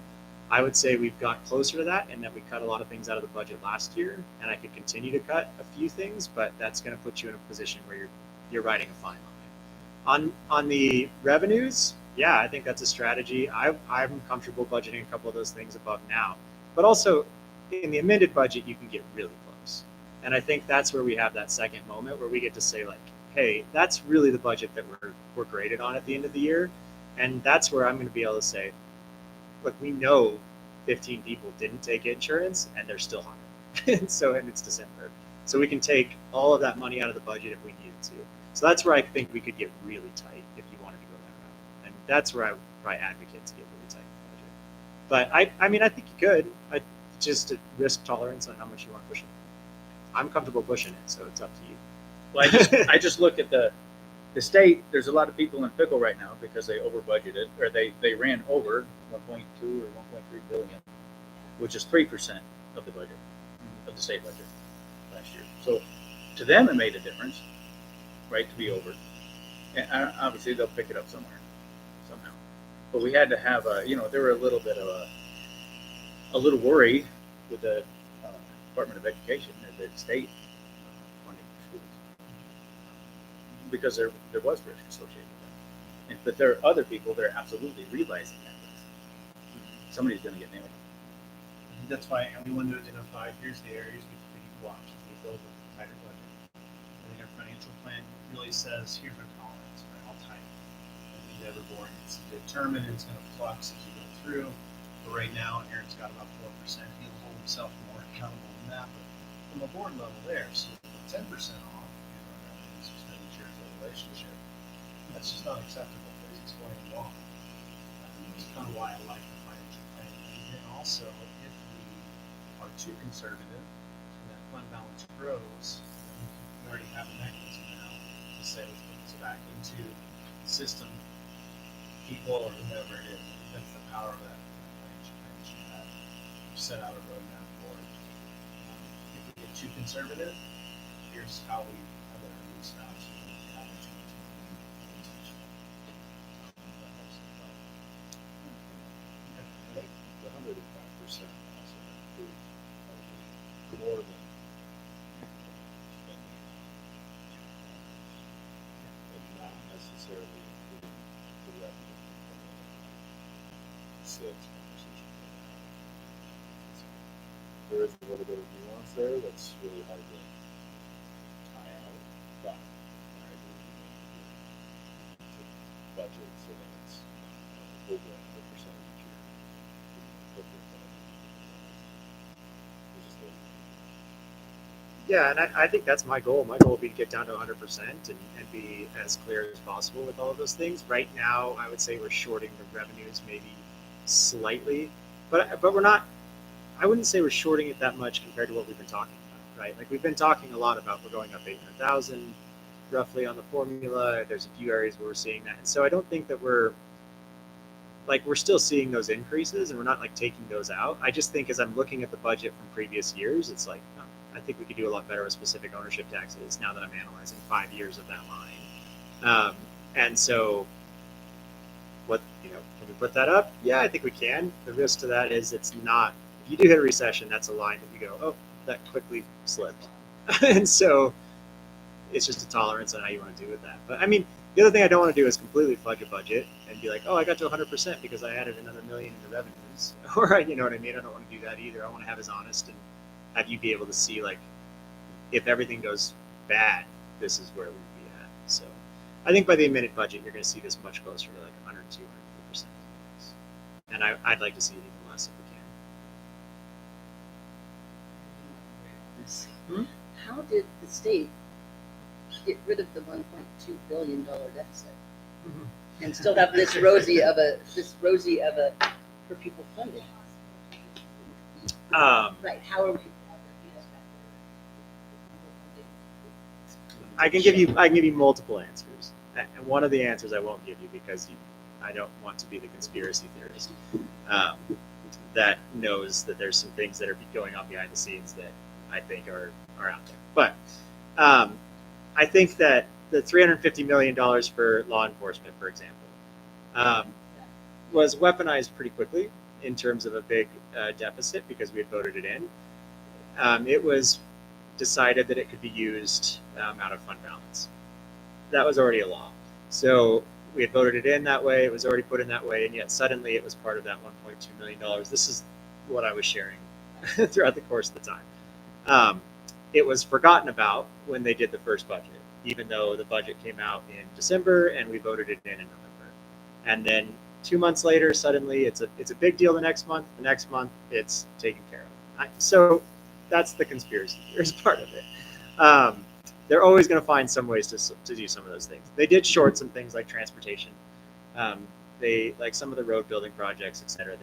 They did short some of those budget lines. So Case advocated heavily. Case is the Colorado Associates of School Executives, and they advocated heavily and they pushed heavily. And also the House Speaker and the House is really most of them won their elections based upon school funding. And so when they shorted anything, it didn't tend to be the schools at the end of the day. Yeah. And so, but there's language in there too of like it's going for the next 7 years, but there's a smoothing factor if the state education fund ever dips below a certain amount. And there's no real language that says what is that smoothing factor. So yeah, I'm not playing conspiracy theorist, but also I don't know that they were in as big a crisis as they maybe have put on. I would also add the thing that you watch. I'm not as concerned around the federal state funding conversations as I'm not as places we need to watch it most closely. The size of the pie by how many students go to school in Colorado is the most important thing we should track. With the overall declining enrollment across the state, that's the really important thing that we track, and that's what they just decided not to address. So it's going to boomerang back next year. They're paying school districts for students that don't exist, right? Which makes sense when you look at averaging, and you can see the logic But at some point, the state of Colorado are going to have to come to that reality that there are less students here. We can't continue to spend our money. We have to spend our students the money on the kids who are actually at school and the teachers who are actually teaching. That one, our relationship as a government district based on reputation and house building, that conversation is the most important one for all revenue departments to be tracking and concerned with. I think the other ones, there'll be flashes in the pan. You also saw the state of giving credit. All of our grants, like, in the previous 5 years, they moved the revenue over to grants. So of course we got line and we were there. Right? They realized that they had a lot of pennies laying on the table, so they started to sweep up, and they really got high accountability here last month or two. All those little grants to make sure all those pennies were being put into the pot and not just forgotten about. So they really addressed that issue. I think they see the next 12 months. So they're trying to look at how those things can feed the bottom line. It's another way to address it. I would say too. I don't think conspiracy theorist is the right word. But Ben, you said it really well. They had a 3% shortfall at the end of the day. In $1.2 billion in a $40 billion budget, it's 3%. Turns out you can cut 3% if you really sit down and say how you're going to do it. Hard to do in an election year when you're all running elections and trying to figure out what you're going to do, and then you just got elected and now you're dealing with turnover within the legislature and the budget committee, et cetera. But it turns out that's not. I mean, it's doable, right? Like 3% is manageable. We have that. The difference between the state or the federal government and here, and the reason I think we could run a tighter budget, is because here we have a bureaucracy of one. I manage the budget, and you all support it, and you all keep me accountable to that budget. But when you have a budget committee that is represented by a bunch of people that have different intentions and different goals and different et cetera, et cetera, et cetera, it's really, really challenging to suddenly make some of those cuts until you actually have to make some of those cuts. So they did that. I don't think it's not like a conspiracy theory. I just don't. The quickness with which it was addressed after the level of panic that happened in a 2-month period, to me gives me a lot of confidence going forward. I guess I just think it can be done. And I think they're doing a great job. For what it's worth. Yeah. No, I am not. That is a hard no. I see there's election updates next. I am not running for public office. Just a bit. Any other questions, comments on the budget? I would probably add to parking lot for August retreat might be, you sent out some stuff of how to provide reporting to the board, which turns into reporting to the community. Might be good kind of sit down and go over those types of things. What makes the most sense that it's, I think you internally we should be doing various things, but I don't necessarily need to see your Excel spreadsheets every month. So high level stuff, it's easy for us to read and dictate, not get lost in the numbers. So look forward to having those conversations. Yeah, thanks. That was something else that, you take a look at the board report, just trying to think of new ways to build systems that support you in holding accountability. And to your words, Joe, it's that the monitoring the budget is one of your biggest priorities as the board. So how do I give you the tools that you can be successful? And are you reading the tools, or are the tools not helping you be successful? And how do we get the right tools? And maybe they are the right tools, in which case I'm happy to carry on. But if there's something you need more or less, I just want to figure that out. So whatever that looks like, maybe that's the board retreat is a good place to talk about Moving into the next one, 2025 election update. Kim, are you leading this conversation? Yeah, and I think it's just a quick background of the election year. Our first deadline in the district for the election will be July 25th. To vote. County clerks that will participate in August.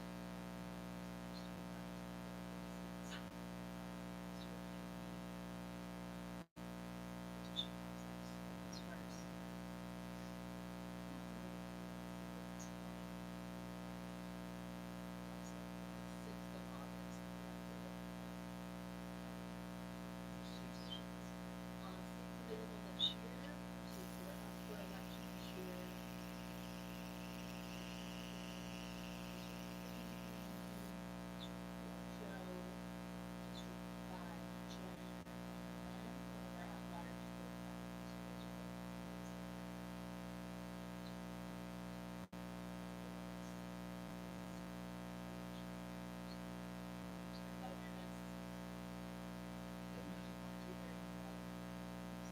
at the June meeting, we'll have a work session / open house for potential interested new candidates. Hopefully, is that a ribbon cutting day? I don't know. We'll see. We met today. I got a few. We probably need about a week or two to figure out if the shade is really the best time to do it. And cutting or that's better. I don't know.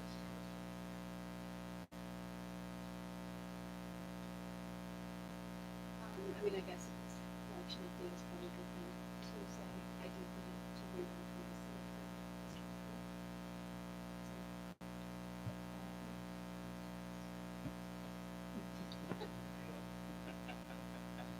Get done early. Same. You're running for District 3. I'm running against Manny after 5 minutes. District 5, not moving. After a lot of reflection and considerations, I will be running again. I don't know if I'm running in my district or at large, based on someone else's at this table's conversation where I live versus my representation of District 4 usually seems to be west. It should be Poncho. It's very strange how it cuts into Salida. Dr. Hill plans to rerun. It may make more sense for him to be in District 4 and be at large and have the District 4 member represent the vast area of District 4 that lives out that way. And probably allow us to redo the lines a little bit more quickly as we get cut into Salida. I was planning to run for District 4.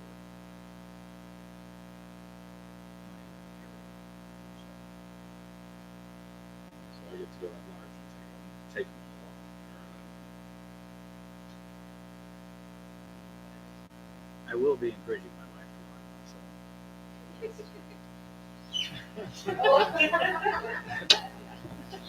I know who I would vote for in that one.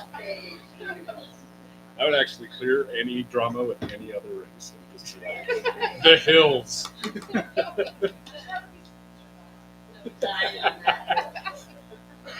You would lose because you would vote for her and she would vote for her.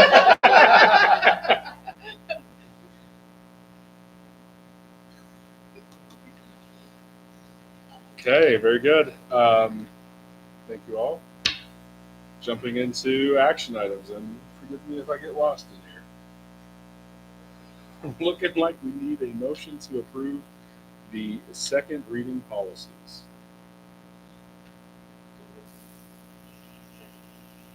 Thank you. There's a lot in here. A lot of details that spans into. Ends it down here at B. 31. Okay. Questions, comments, further clarifications?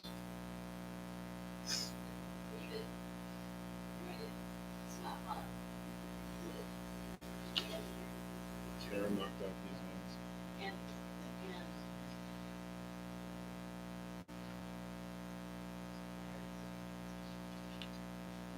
Did we accomplish our full policy audit? Is We did. oh, But CBT bro. also completed the ones that were negotiated. So it's 100%. Which means next year we can go back and dial in the ones we want to see better.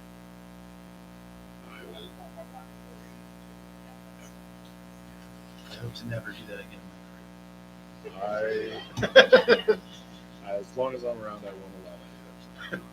But kudos and thank you to it was this board that went through that endeavor, and I think I took the easy policy vote, so I won't take too much credit. So for those of you that really done it, thank you. Ready for a vote? Okay, ready? Dr. McIntyre? Dr. Hill? Mr. Huff? Mrs. Maxwell? Ms. Sherman? Mr. Shea? Okay, looking for a motion to approve ratified recommendations from CBC. Jen? Jody? Yes, we're in discussion. Asked for the sabbatical to be pulled out, so if we can modify the agenda, we can vote on that individually. process-wise, somebody who made the first name would have to say it, approve that.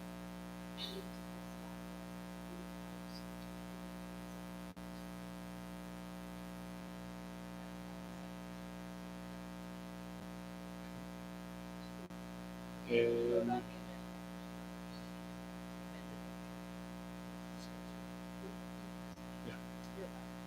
discuss any other questions, comments on the CBT piece?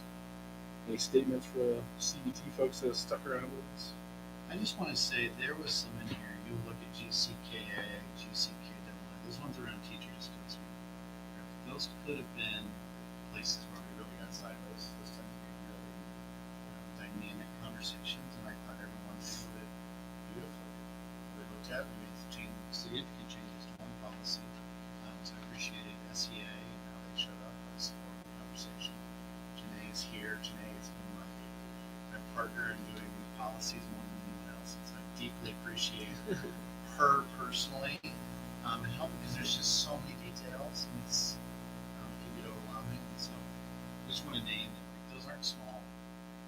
Those are pretty significant ones that we could have gotten sideways on. We did not work through and looked at them. We decided these are better policies than we have. Really questions, because I looked at those through the lens and they were red lines.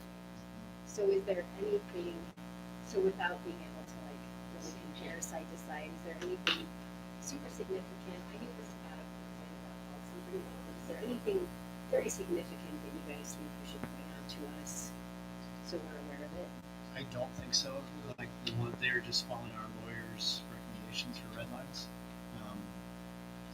And I feel like that's all we looked at. There was a few concessions that from a kind of association side, which I thought reasonable. The only one that was the discussion was if we get into a reduction in force, you can have a hearing where you say, here's the cut list. Someone gets on the wrong side of that cut list. They also want to be able to have the ability to grieve policies that they're following. They want to go through them and say that seems reasonable. So that was a concession. That's basic.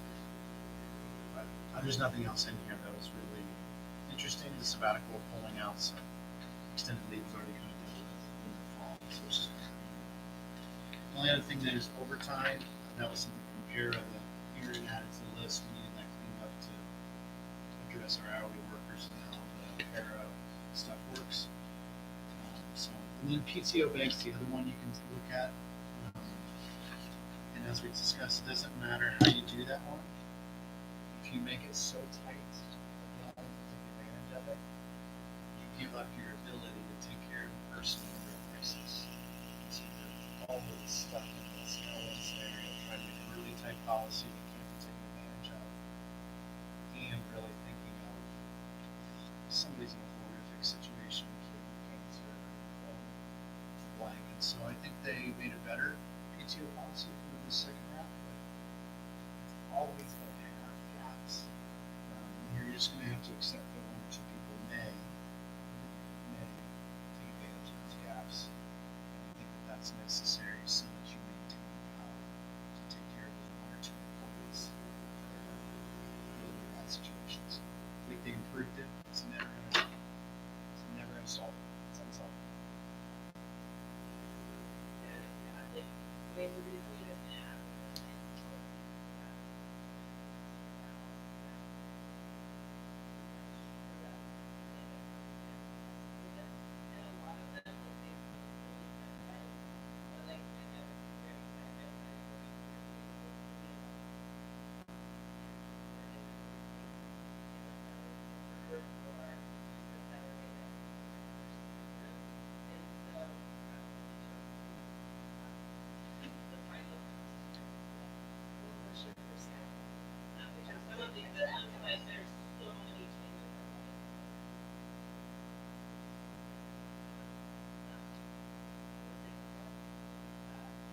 GCKA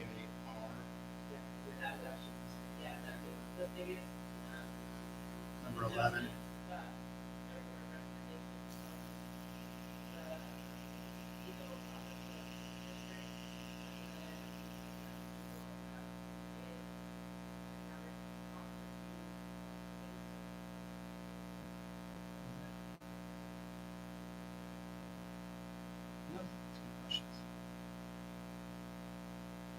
would say kind of back to the conversation we were earlier with CBT and like being able to work through these policies. Really appreciate the team's efforts and times into it, and then the approach. We started this conversation 2 years ago. It was like our policies have some gaps. We need some cleanup. We had a strong policy board, and there was a lot of resistance from the CBT group of like feeling like we were trying to just change everything, shift the narrative everywhere. But it was more just an overall cleanup and make sure it made sense for us and for staff. So yeah, appreciate you guys' efforts and time and professionalism and attitude towards it. The same board is definitely made it go through and get done pretty quickly and easily. And we just want to celebrate the PTO change is working. Really is for our staff, and so that was a lot of the hard conversations we had to have. In a better situation. I think everyone's pleased with how it has actually worked out. And so it's even some unique collaborative decisions and some of that functional. I'm sure in 20 years from now, those solutions won't work. They work for us. Can I make a comment on that too, David? And I meant to bring this to you, but you were in a meeting today. But literally just today, in case that topic came up, check the substitute lines. And then another area I'll be looking at in the amended budget is our substitute line was over budgeted, which is going through it. It's a sign of the fact that PTO is working, because every year previous to this year, it's been over budgeted. We've been spending more than we've budgeted in almost all of our substitute lines. We have multiple substitute lines this year that we actually spent less than we budgeted for. So just a line that I'm going to be looking at deeply. Is that a one-off? Is that a PTO working? But I think it's a celebration that the PTO works. So I meant to bring that to you earlier. It's great. It's good. Ready for a vote on the amended motion? Dr. Breckman, try to This is run the the amended motion. recommendation So all the policies. without. All of that, all of Aye. Okay. Dr. Hill? Mr. Hawes? Mrs. Haskell? Aye. Mr. Schmidt? Aye. Mr. Smith? Okay, so we'll jump straight into that sabbatical one. So looking for a motion to approve policy GCCAF-N sabbatical.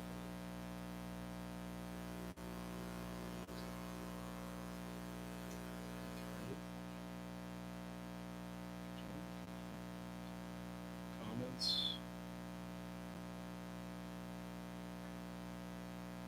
Actually, just for me, I'm guessing, I wanted to pull this out because I am going to vote no, and I want to let my peers know why.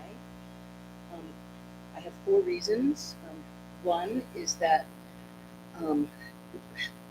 let's do them in order of significance. I was disappointed in the service obligation of the people who have taken it while I've been on this board.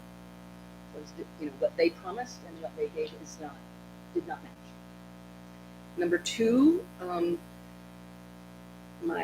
all about money into humans, and that was CBT's priority. And as David indicated, that when CBT, it wasn't necessarily a top priority for them. So I want to really listen when it is a top priority.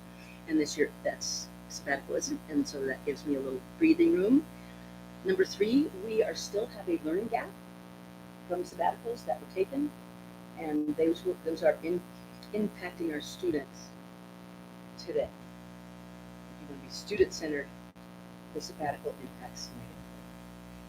However, the most important reason, number 4, why I am voting no, is I need to give power to the principals. I would like the best teachers to be in those classrooms, and sabbatical ties the hands of principals. Frankly, it's a teacher's economy. We go up, you can get up to, you can return to where you were. I do not feel it is my responsibility as a board member to manage that risk. That's an individual's risk. There's opportunities to do that. I did not caucus on this, meaning try to persuade my peers. This is the first time they've heard about why I am. Thank you. Jody, would your solution be to just have it to the discretion of the principal? Or what is your solution? Sabbatical, you can work at university.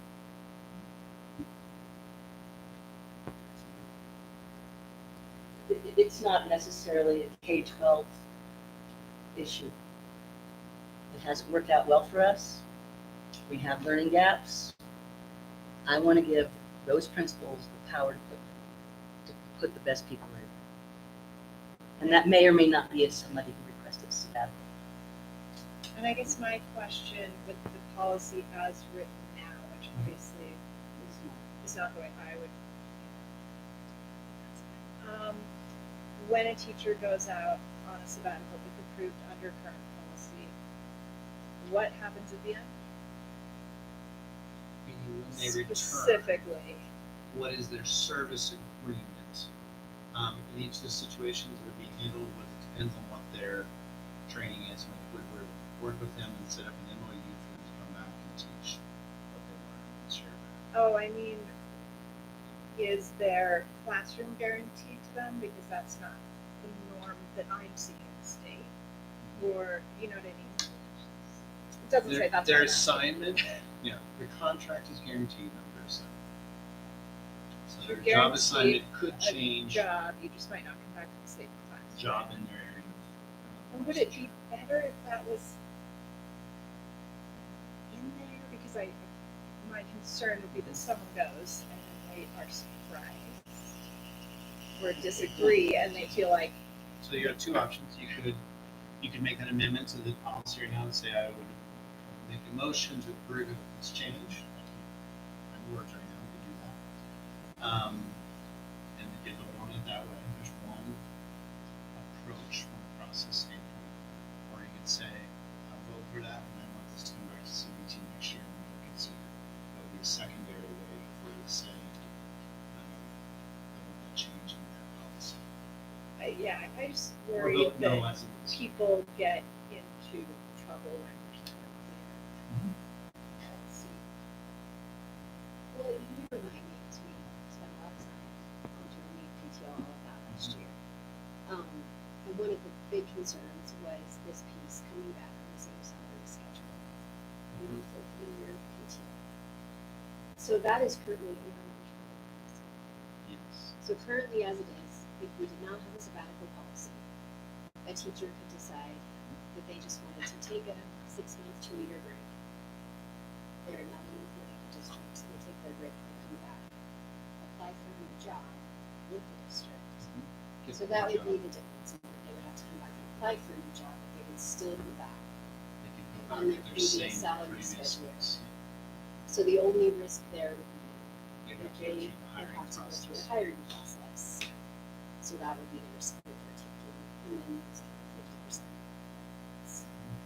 Or if they were. So I suppose for teachers that does feel like it's fairly significant.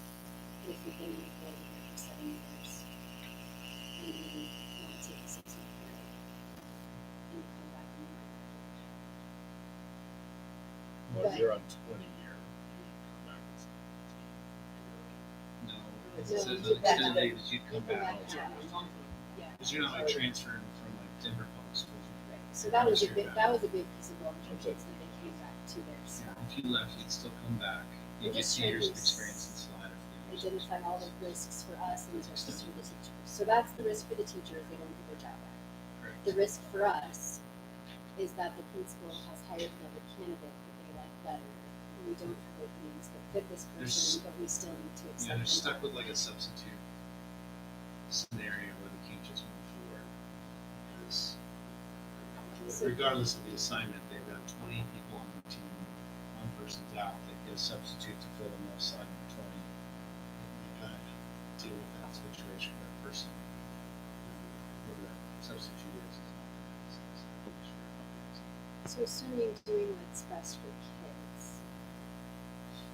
is it fair to assume that if a teacher leaves and comes back and goes through the hiring process, and they're a great teacher who's great for kids, that we almost always have openings?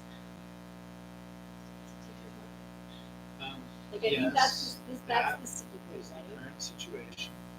That is a probable scenario you just described, which is not the same thing as a guarantee. You're playing probabilities. The key thing when we looked at sabbatical, what we said was it was going to cost us money.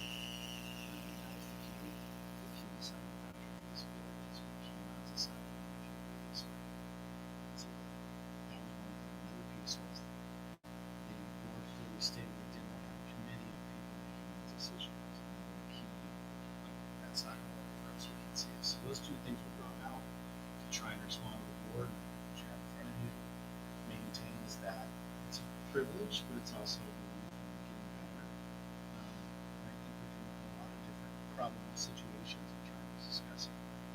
It's in primary. I think it's what we talked about as a board, take these things out. And I think everyone sees all the perspectives. It's not like a failure to understand the board's perspective. What's important to me is that when they come back, they do. There's been two, and neither have fulfilled their obligation. Neither fulfilled their obligation. You have a time and serve. You have to come back at a certain time. You have other things depending on what the memorandum of understanding is, and we didn't enforce that.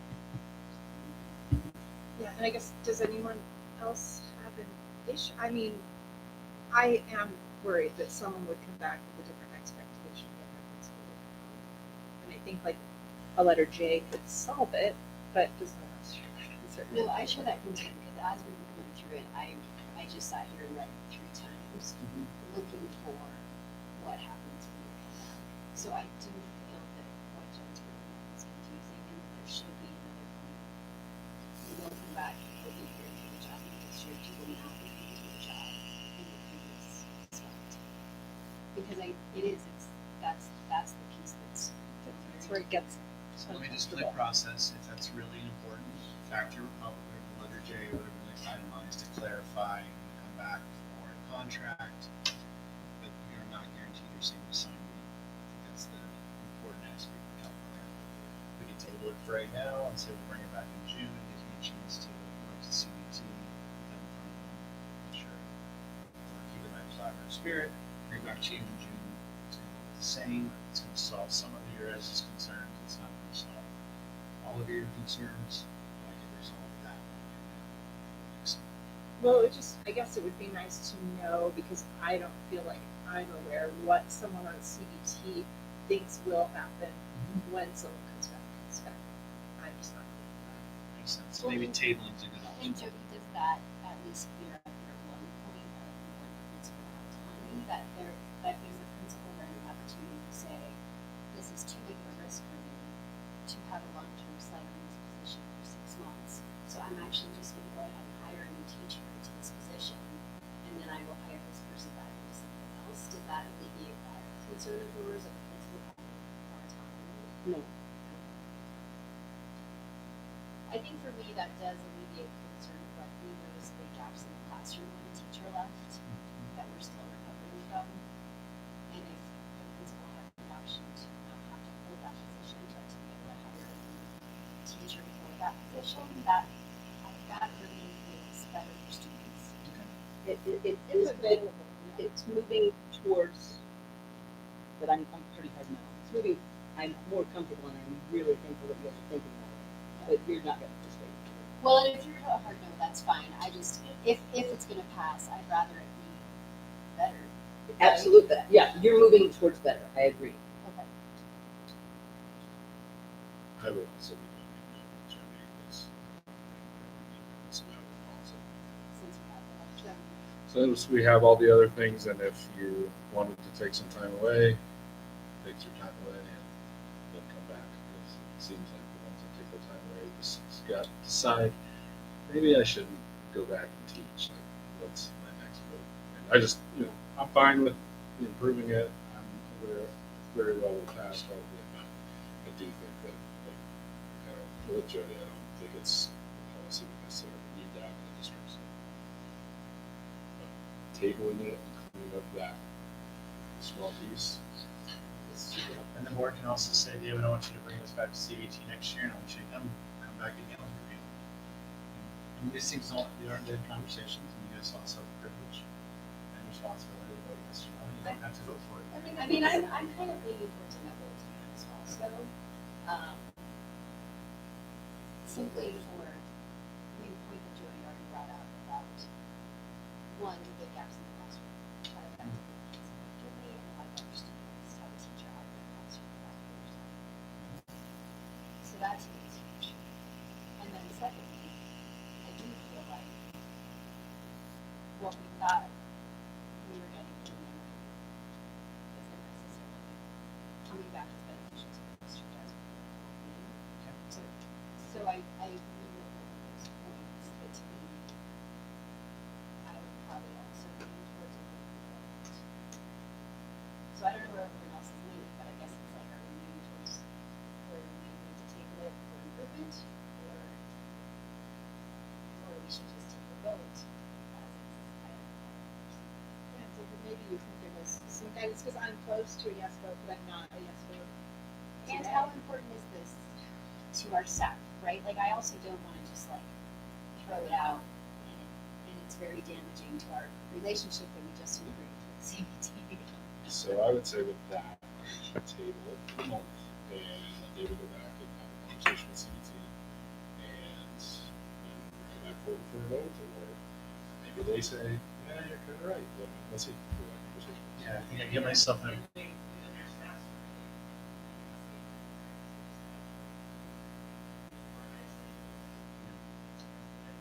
we can also just leave it inactive right now as is and say we want to work on it again next year, and just say we had lots of wins, but this one needs to sit for another year and we come back to it is another option. Okay. I think, so one of the sentiments was, goofing up relationships with CBT. Well, I mean, those relationships come and they go. They were pretty gone not too long ago, and now they're good. So I don't think we're going to really do that. But that isn't our goal. Our goal is what you said first, right? Is what is best for the kids. And I think that I would be voting no. And I don't want to table it. I don't want to modify it, and I don't want to bring it back and Might not even be here in a year. None of us might be. I think you guys have lots of options. I think at this point, I need to defer to you guys, right? Yeah, I mean, I would prefer to get some more input from CBT, and I do think it's they sort of had a discussion based upon some representations that the board made, and they've sort of morphed at this point again. So I think they need to have another discussion based upon what the discussion was tonight. I do think there's certainly no harm to tabling it and letting that discussion play out a little further before we vote. I'm probably a yes vote, but I hear the concerns over certainly the student gap. I think that the service issue, I would probably put more on the admin for not holding the teacher's feet to the fire. Hey, you said you do this, right? I already knew that. So I would say that's probably hard for them when this board is the one versus that. So it's already approved on that. Well, and the other piece, what happens in CBT is not always like this social position. That'll be something next year we have to But I feel address. like this policy in particular, it would be really great to get admin feedback. If all of our principals are like, we really don't want to deal with this, we think it's really big gaps for kids, I think it's pretty hard to move forward with it. If they're all like, no, we think this is a great benefit for our staff, and we don't think, we think we can mitigate the risks for kids, that would be. I'm pretty sure I can represent them pretty easily, and then this is not a hill to die on. This is not a hill to bring cultural issues, and they would never, none of them think that it's great. None of them would say this is a great idea, and this also is the most important thing for them to be investing in time and energy into. Right? So I think that's an important perspective. I would recommend we table it because we have a full packet brought to us from CBT that's going to really want to grab that. And I don't think that pulling this one piece out that's been a little bit problematic for a while would break the backs of the relationship. And then, frankly, at the time of year and everything else, then, yes, I agree. I would love that. That's fine. That's going to move forward. But I don't think this is something that we can make sure we prioritize before June. Just from a year end and checking out and everything else, but if you think you can get it done and bring it back in June, great. If you guys feel like you want to start summer early and bring it back in August or September, June would be good. I'm just like, yeah. I'd love to have it due in June, because if I don't ever have to talk to them, yeah. Let's do it. Do we have to motion the table, or we just? You have to amend the motion. Yes. So maybe we share. I will amend the motion to table this policy until the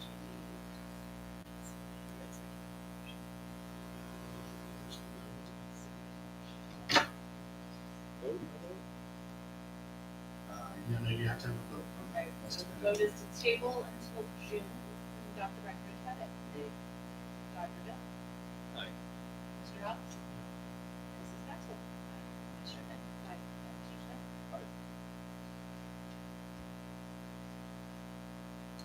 Thank you for the clarity. I'll get back to you.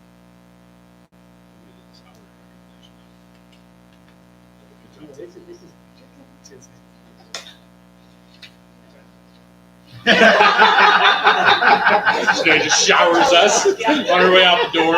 Here's the line Yeah. for the glitter. Does not cross. You'd have to be on the stairs.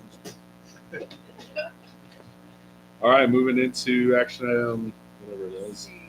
JICJ, student use of cell phones. That's fine. Yes. Just all one. All big thing. And yes. I was gonna vote for it anyway. Yeah. Weird. Can you pause and really celebrate that, honestly? Like, I know. Well, that's kind of what I'm thinking. Like, I feel like we didn't even talk about that. We talked about I don't know if some the board stupid members want to make sabbatical some policy. comments on how important that is to me. For the hay. No, I think we've come a long ways, and I think that there's more work to be done, and we've done some coming out of COVID, being around for a while. All of us have been around for a while, and we're kind of seeing different things. Like the money's never really known. It's just such a it's always just a toss up. But getting better clarity from Aaron and having that period of time with two business managers to do a deep dive and to kind of present things back to CBT in a manner that makes sense and makes more sense to us and everything else. Like really cool to be able to in the state of affairs, the state has this huge deficit. Other districts are shrinking. Probably talking about cutting programs or people and things like that. Like to be on the other side of that hill to be able to do the steps and levels, the increases, and all the things we've done in the last few years. It's good. I just had a question. What were the classified courses? 17. Well, 16 and then 17 would be groups. Well, that's not But it came before. I mean, just it came from solving a different problem. It's only get 10 cents a year, so we work 10 years to $1 raise. And so we said, let's get that money to them sooner. Then it was 25 cents. And then it went to 35 cents. So this is just slowly ratcheting up each solution and getting the next piece in place. And it doesn't impact some of our most important staff who have been supporting us for decades. Thanks to David and Aaron for all the clarity on just the percentage of the budget, knowing that on some level, the money's the money, right? And knowing that we can try to get that percentage as high as the district can get it. Yeah, I just wanted to say one thing too. I know it's not, you didn't ask for business manager comment, but I'm like super uncomfortable tonight. Thank you for the compliments from all of you, but I hate being complimented in public, so don't do that again. No, I'm just kidding. No, I'm just kidding. Board member comments. No, but like, yeah.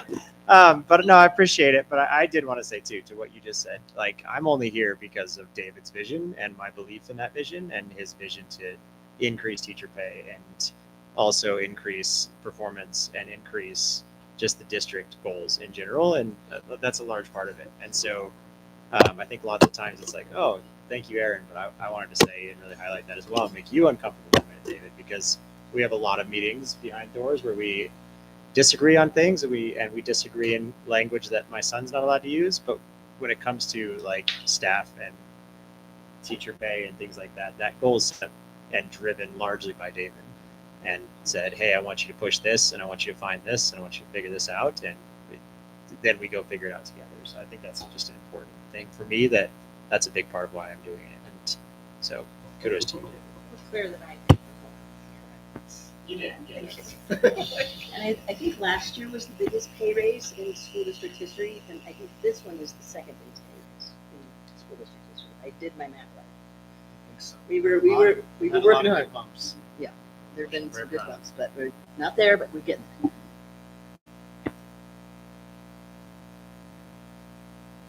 Sorry to make you laugh, You just spend a lot of money on a lot of people. It's important you say something. Yeah, we should separate that one. That's it. Go team. Go team. We did it. We did it. It's there. It's in there. Okay. Kind of. We have to, technically, I think we have to approve the budget.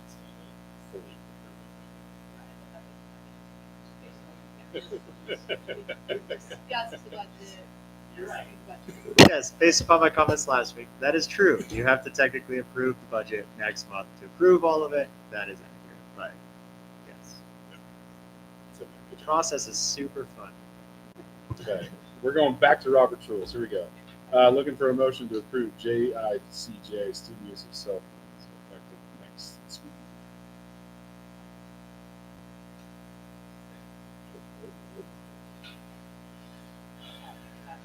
Any further comments?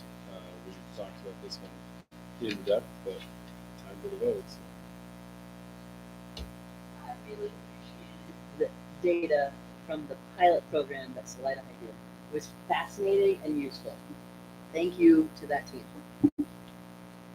Yeah, I appreciate it too. There's a few kinks I noticed from some of the received. One is I talked with a teacher from District 11. They have some of the policy that use the yonder pouches. They said they don't work. So you guys are doing this right now. But one thing he said is that they all have assigned computers. So a lot of kids can bring, their own computers here. And if for Apple, you can touch the computer just as easily as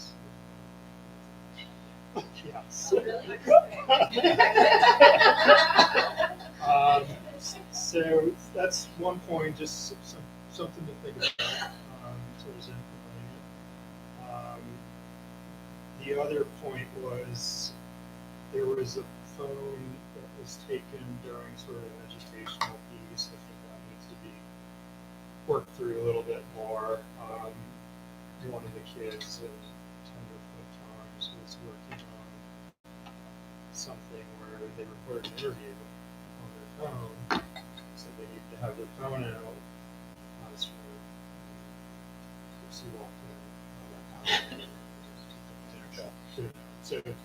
so just some case. I think that's the whole point of the Yeah, let's try and find how it breaks.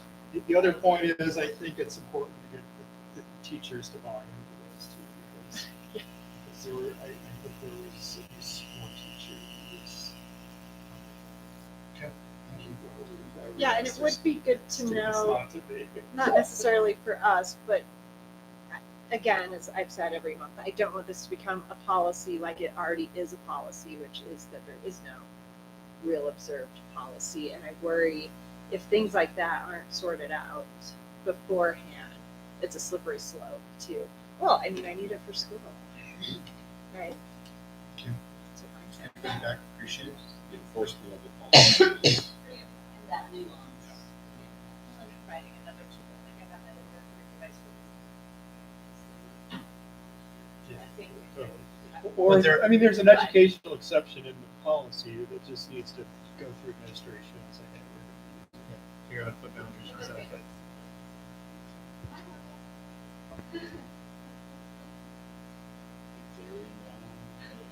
We're usually pretty open. to these things.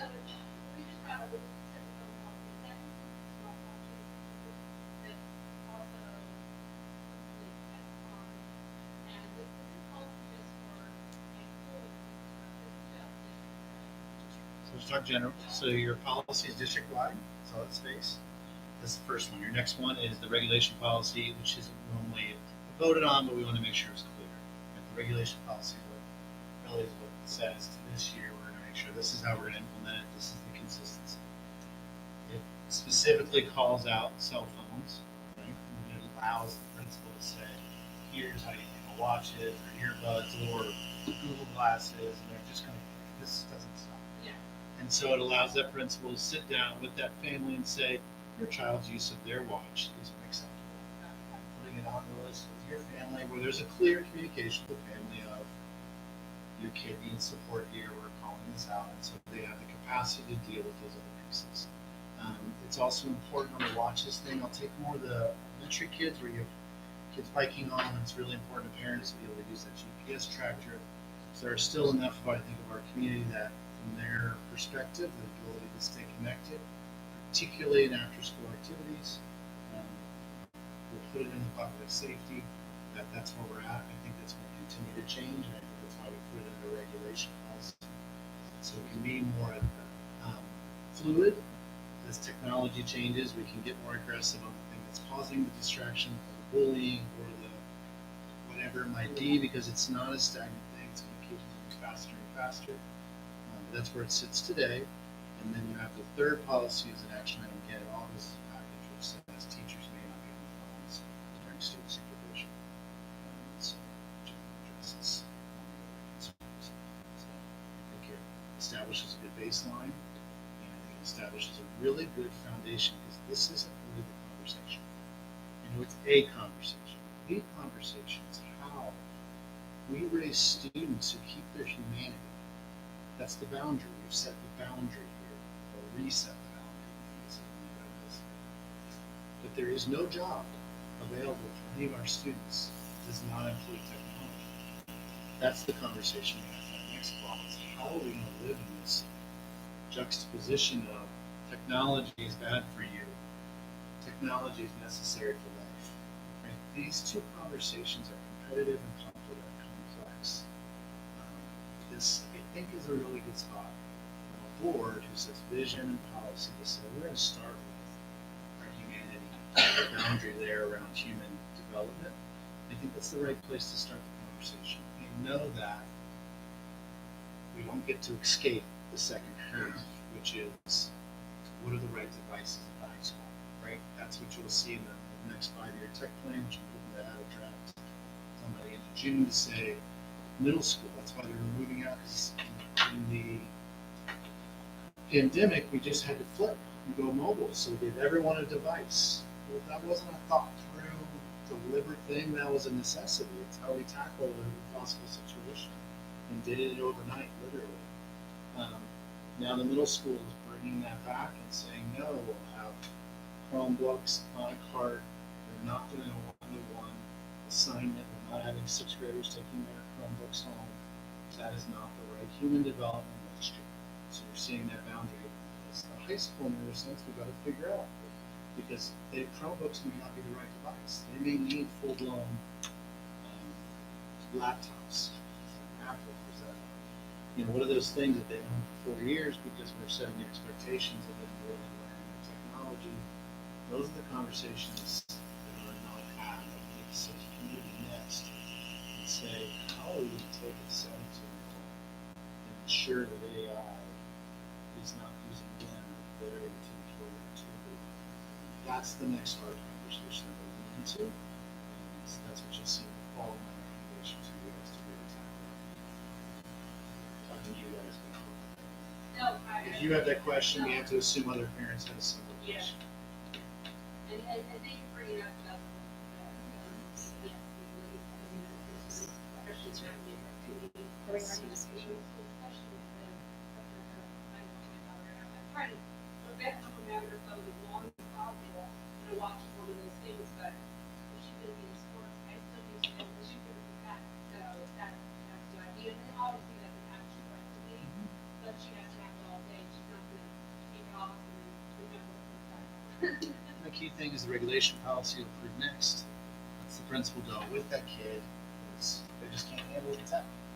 Or whatever their situation is, they can sit down with the family and say, this isn't working. Which really isn't that new.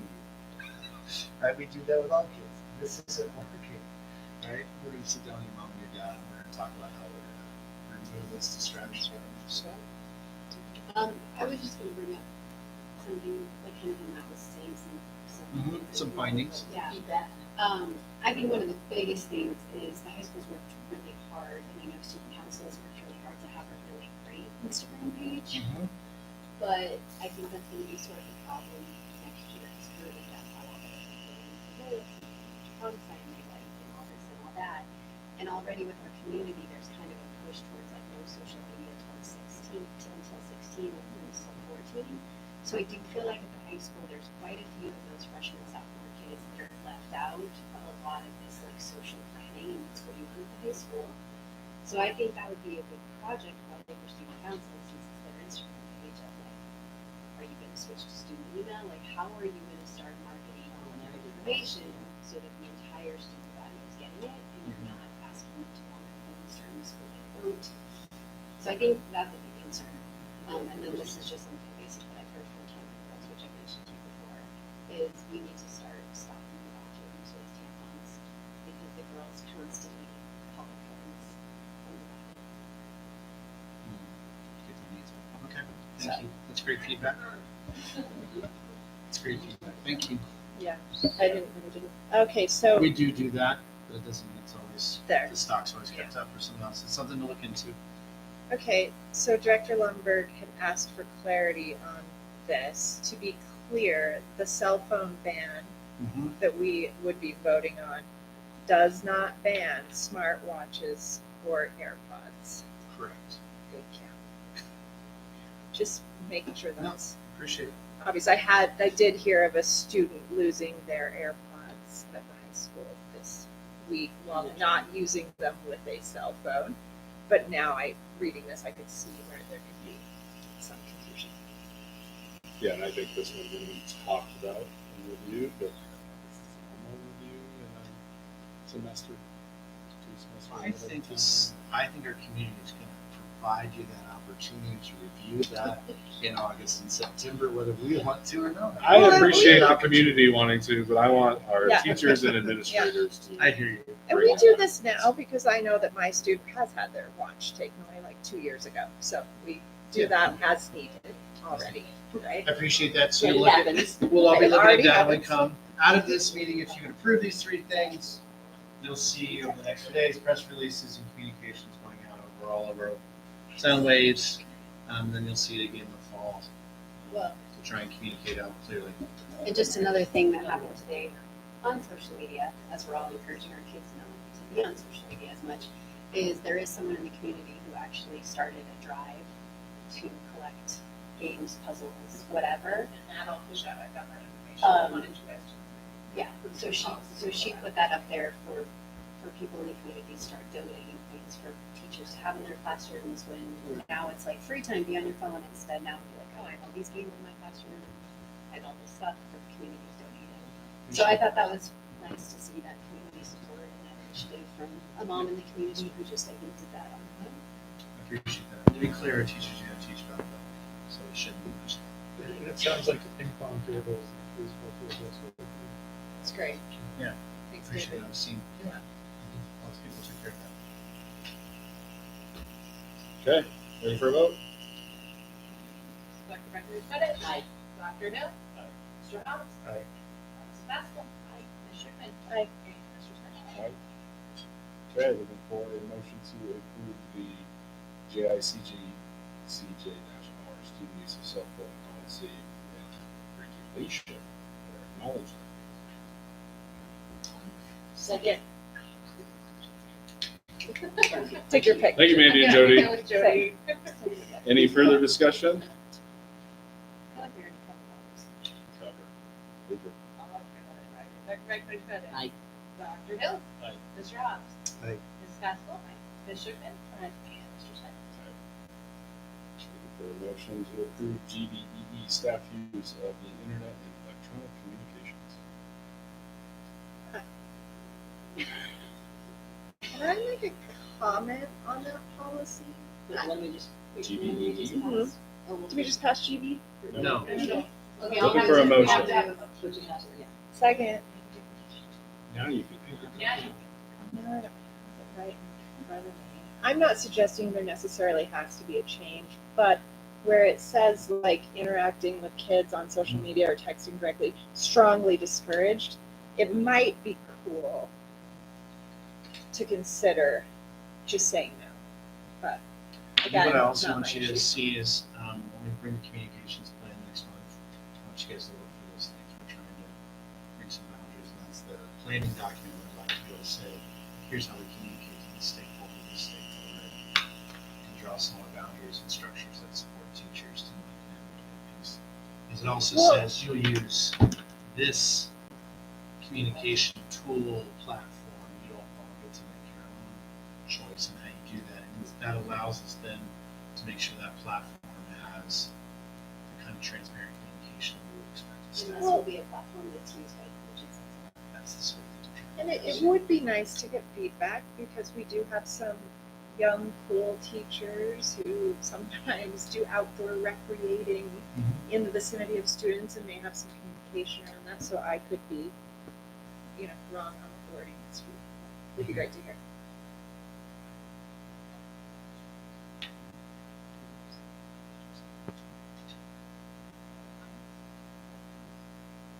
Is this a first reading, second?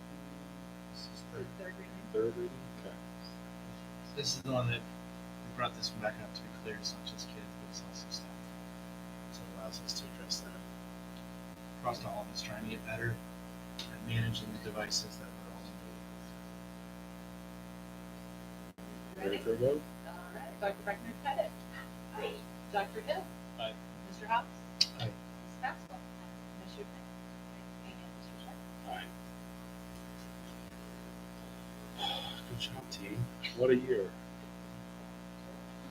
I'm really proud of that. A lot of big things we got through. So, good job. Let's get out of here. Board communications committees. BOCES.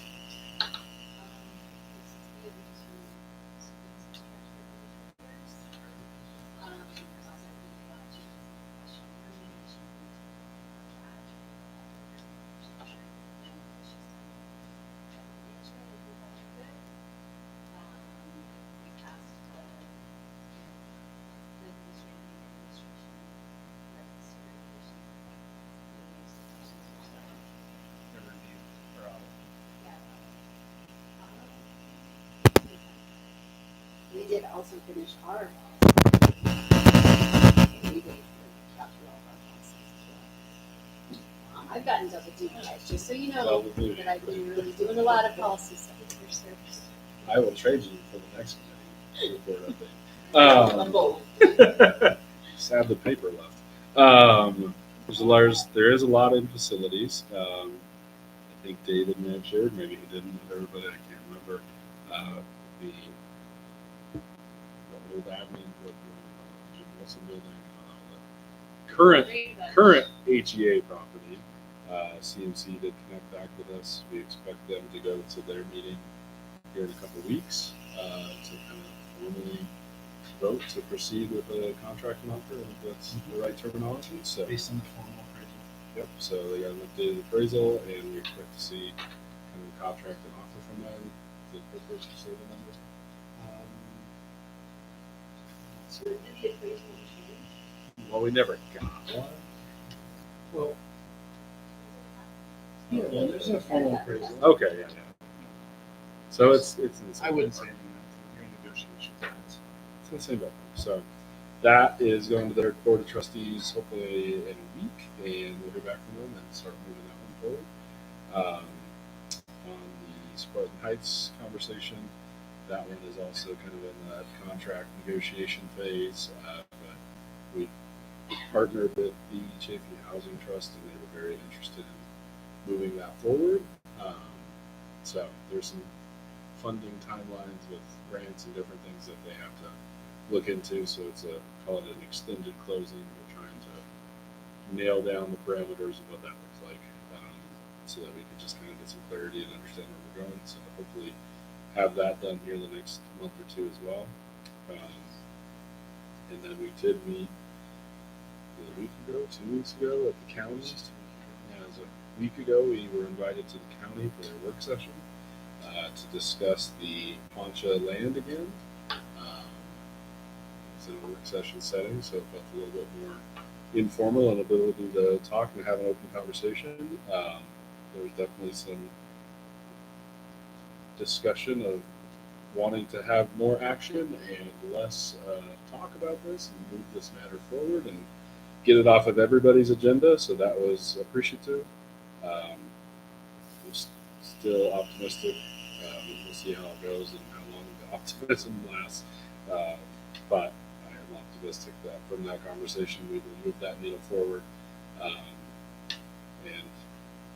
see where that comes out. So shifting different part of the property. And David and I also met with Mayor Skanga and the town of Poncha administrator just to kind of have that beginning discussion of, you guys have 30 acres plus or minus nearby where we're talking with the county. What are your long-term plans? Is there space for the schools, so on and so forth? And everything's kind of a long-term plan thing. We expect to have recreation spaces and hope that we can collaborate in the future and a few other things of that nature. So a lot of conversations happening, and some are moving slower than others, but we'll see when I give the next update. Wow, that's awesome. I have two questions regarding the land in Poncha. One is, do we just have to let go of 20 acres? More than likely, conversation was an acquisition of plus or minus 10 with a plus or minus 10 depending on, like, as a future So acquisition. right now, for us to based prepare on for a board, consciousness. yes, but we're still helping the future. Okay, and then the second question is, does Poncha want us there? You know, like the leadership. Yes, they do. They do not believe it's their duty to They like the idea. secure and fund purchasing of land, which is Poncha does. That's okay, but they like the idea of having a campus there. everyone agrees that that was a very good spot. No one's suggesting a secondary better spot. Everyone agrees that is the best option. The county believes strongly that the land needs to maintain hay capacity to generate hay.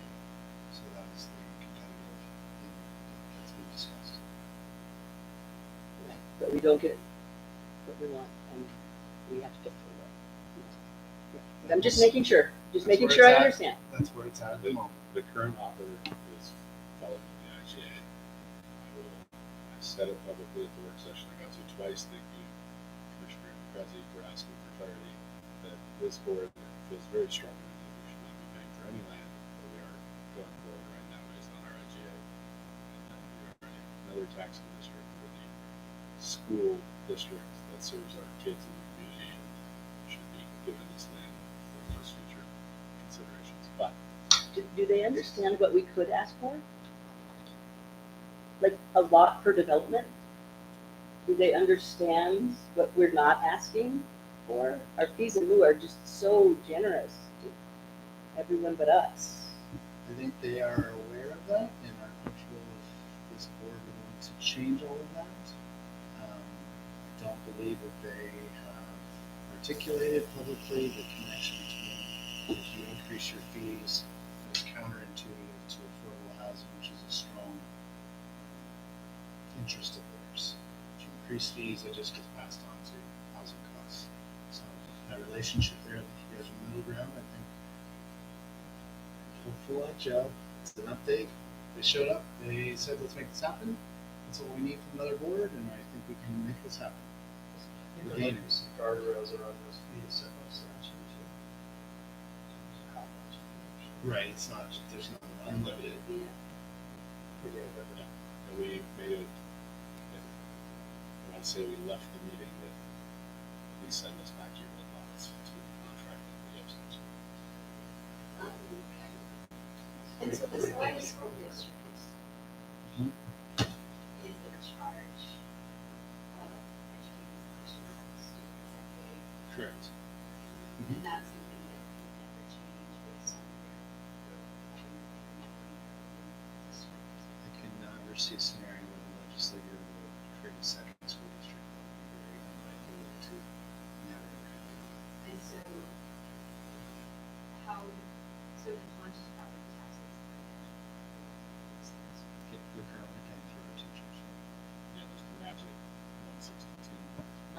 line and south is a Sugar Shack and down.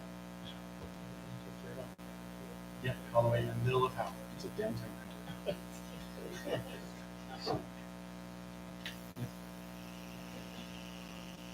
Thanks, Aaron. I kind of feel like it's more on Chinatown, Howard. Okay, communications. Jen, Matt, I think there's going to be a lot from you next You're going to get a lot. I'm going to leave it there. This is where you're going to see a lot. You're going to get a lot of data. You're going to get plans. You're going to get assessments. I would expect a lot of reading coming your way, which I think you're going to all kind of geek out and looking at the data. Jen's had a chance to look at the perception data from 3 different artifacts. You're going to get an audit of communication as well. You're going to get some fun, like jazzy videos on a bunch of artifacts and things to look at. But you're going to geek out if you're like me and like really dive in. I'll give you access to some of these data sets. You can look at them, cross-reference, and you go, wait a minute, these two things can't be true. Yeah, so I'm really excited to share this. I've got all that stuff ready for you, and hopefully a communications plan, which is more than just a communication plan. It starts to lay out the guardrails that we can have as an organization. A little less loosey-goosey from how do you communicate with kids as a coach, as a teacher, like trying to put some guardrails and not drown people in options. When we first put that out, I will tell you there'll be pushback because it can go from ultimate freedom to a more structured situation. So some pushback because somebody's going to get their wings clipped in that motion. Yeah, I think it's really important to stay engaged. Have a little more structure to support people. Put some of our staff in situations that are not the best or not helpful to the overall long-term organizations. And not to mention our students in that position. Where are we in like the board docs or whatever? Other Okay. Some other stuff. It's not the recommendation I thought I'd give in Christmas that we less towards purchasing something else because every time we dip into it, it's not actually better than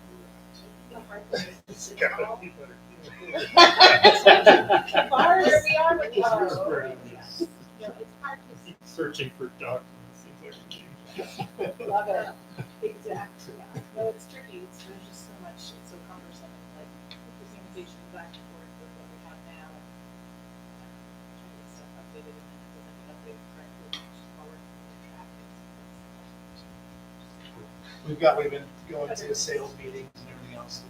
So yes, we're on that. It's what we're planning in January. So I just don't want you to be surprised. It's not what I just. Kathy? Salida's hosting the regional CASB gathering, which I think means we're kind of a big deal to CASB. Whatever, man. I think that's August 19th. But they make us pay, don't they? We're hosting it, right? Rain on his party.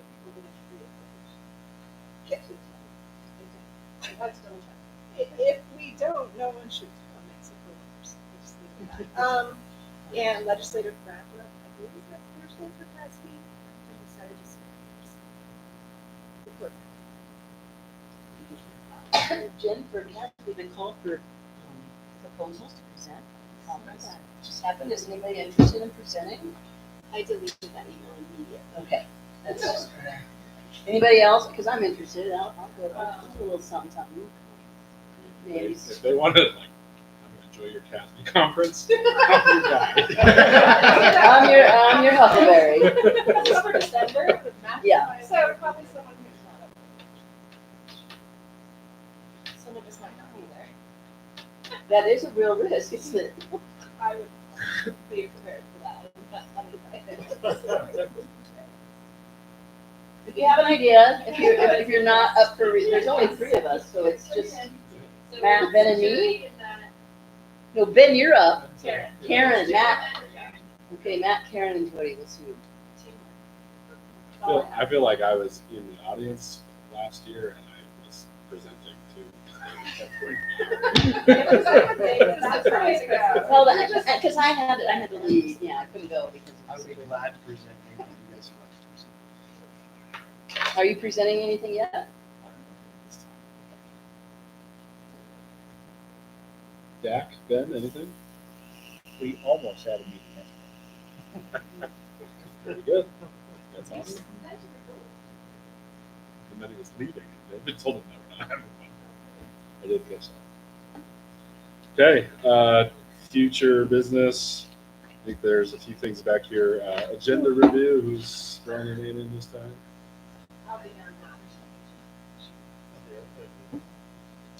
Matt is in. I have a few days going out that week. We'll figure it out. Do we need to formally let Jesse know about graduation?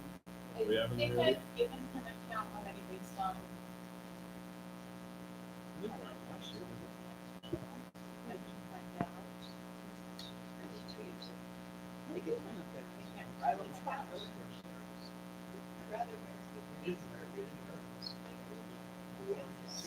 Yeah, it was 2 years ago. I don't read. But it's nice to know. This is learning, and then the service, HEA's graduation is this Saturday. That's team plan. Next Saturday is, HVAC. 6. I would recommend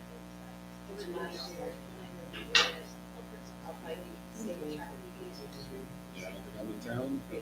Well, hopefully. We will be sure to send out another invitation both as graduations. Please encourage you to come to both. I'm not outside high because of my mom's family. It's okay. No, but I feel guilty. We're gonna each represent. I'll go HEA. I think the other piece that would probably be good to try to nail down is the August, look, to even put it in quotes, retreat date. Usually try to kind of target the Saturday after the school start. That be the 16th. Yes, full school starts the 18th, so that could be, I mean, that Friday would be the 22nd, Saturday would be the 23rd. What works best for everybody? August 23rd. You prefer a Friday or Saturday? I think the key question is if you're looking at more big picture stuff, then I don't have to have the principals there.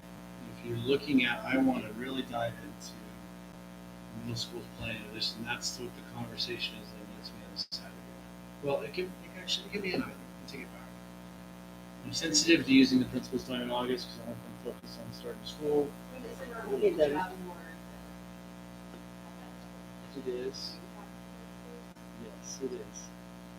You're the board, and so you get what you want. I would recommend Friday because I don't believe principals need to come at this time. I don't see anything. We need to be looking at metrics.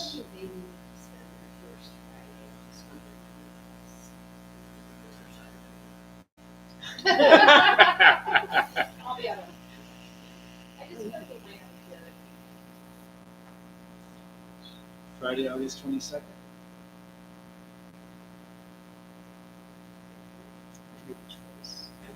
There isn't a soccer that day, but I'm sure you were up that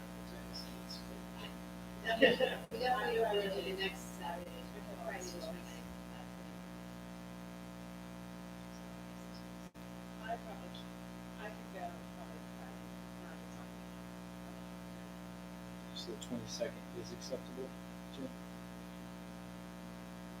Okay, we'll book the whole day. I hope we don't use the whole day. So, first members.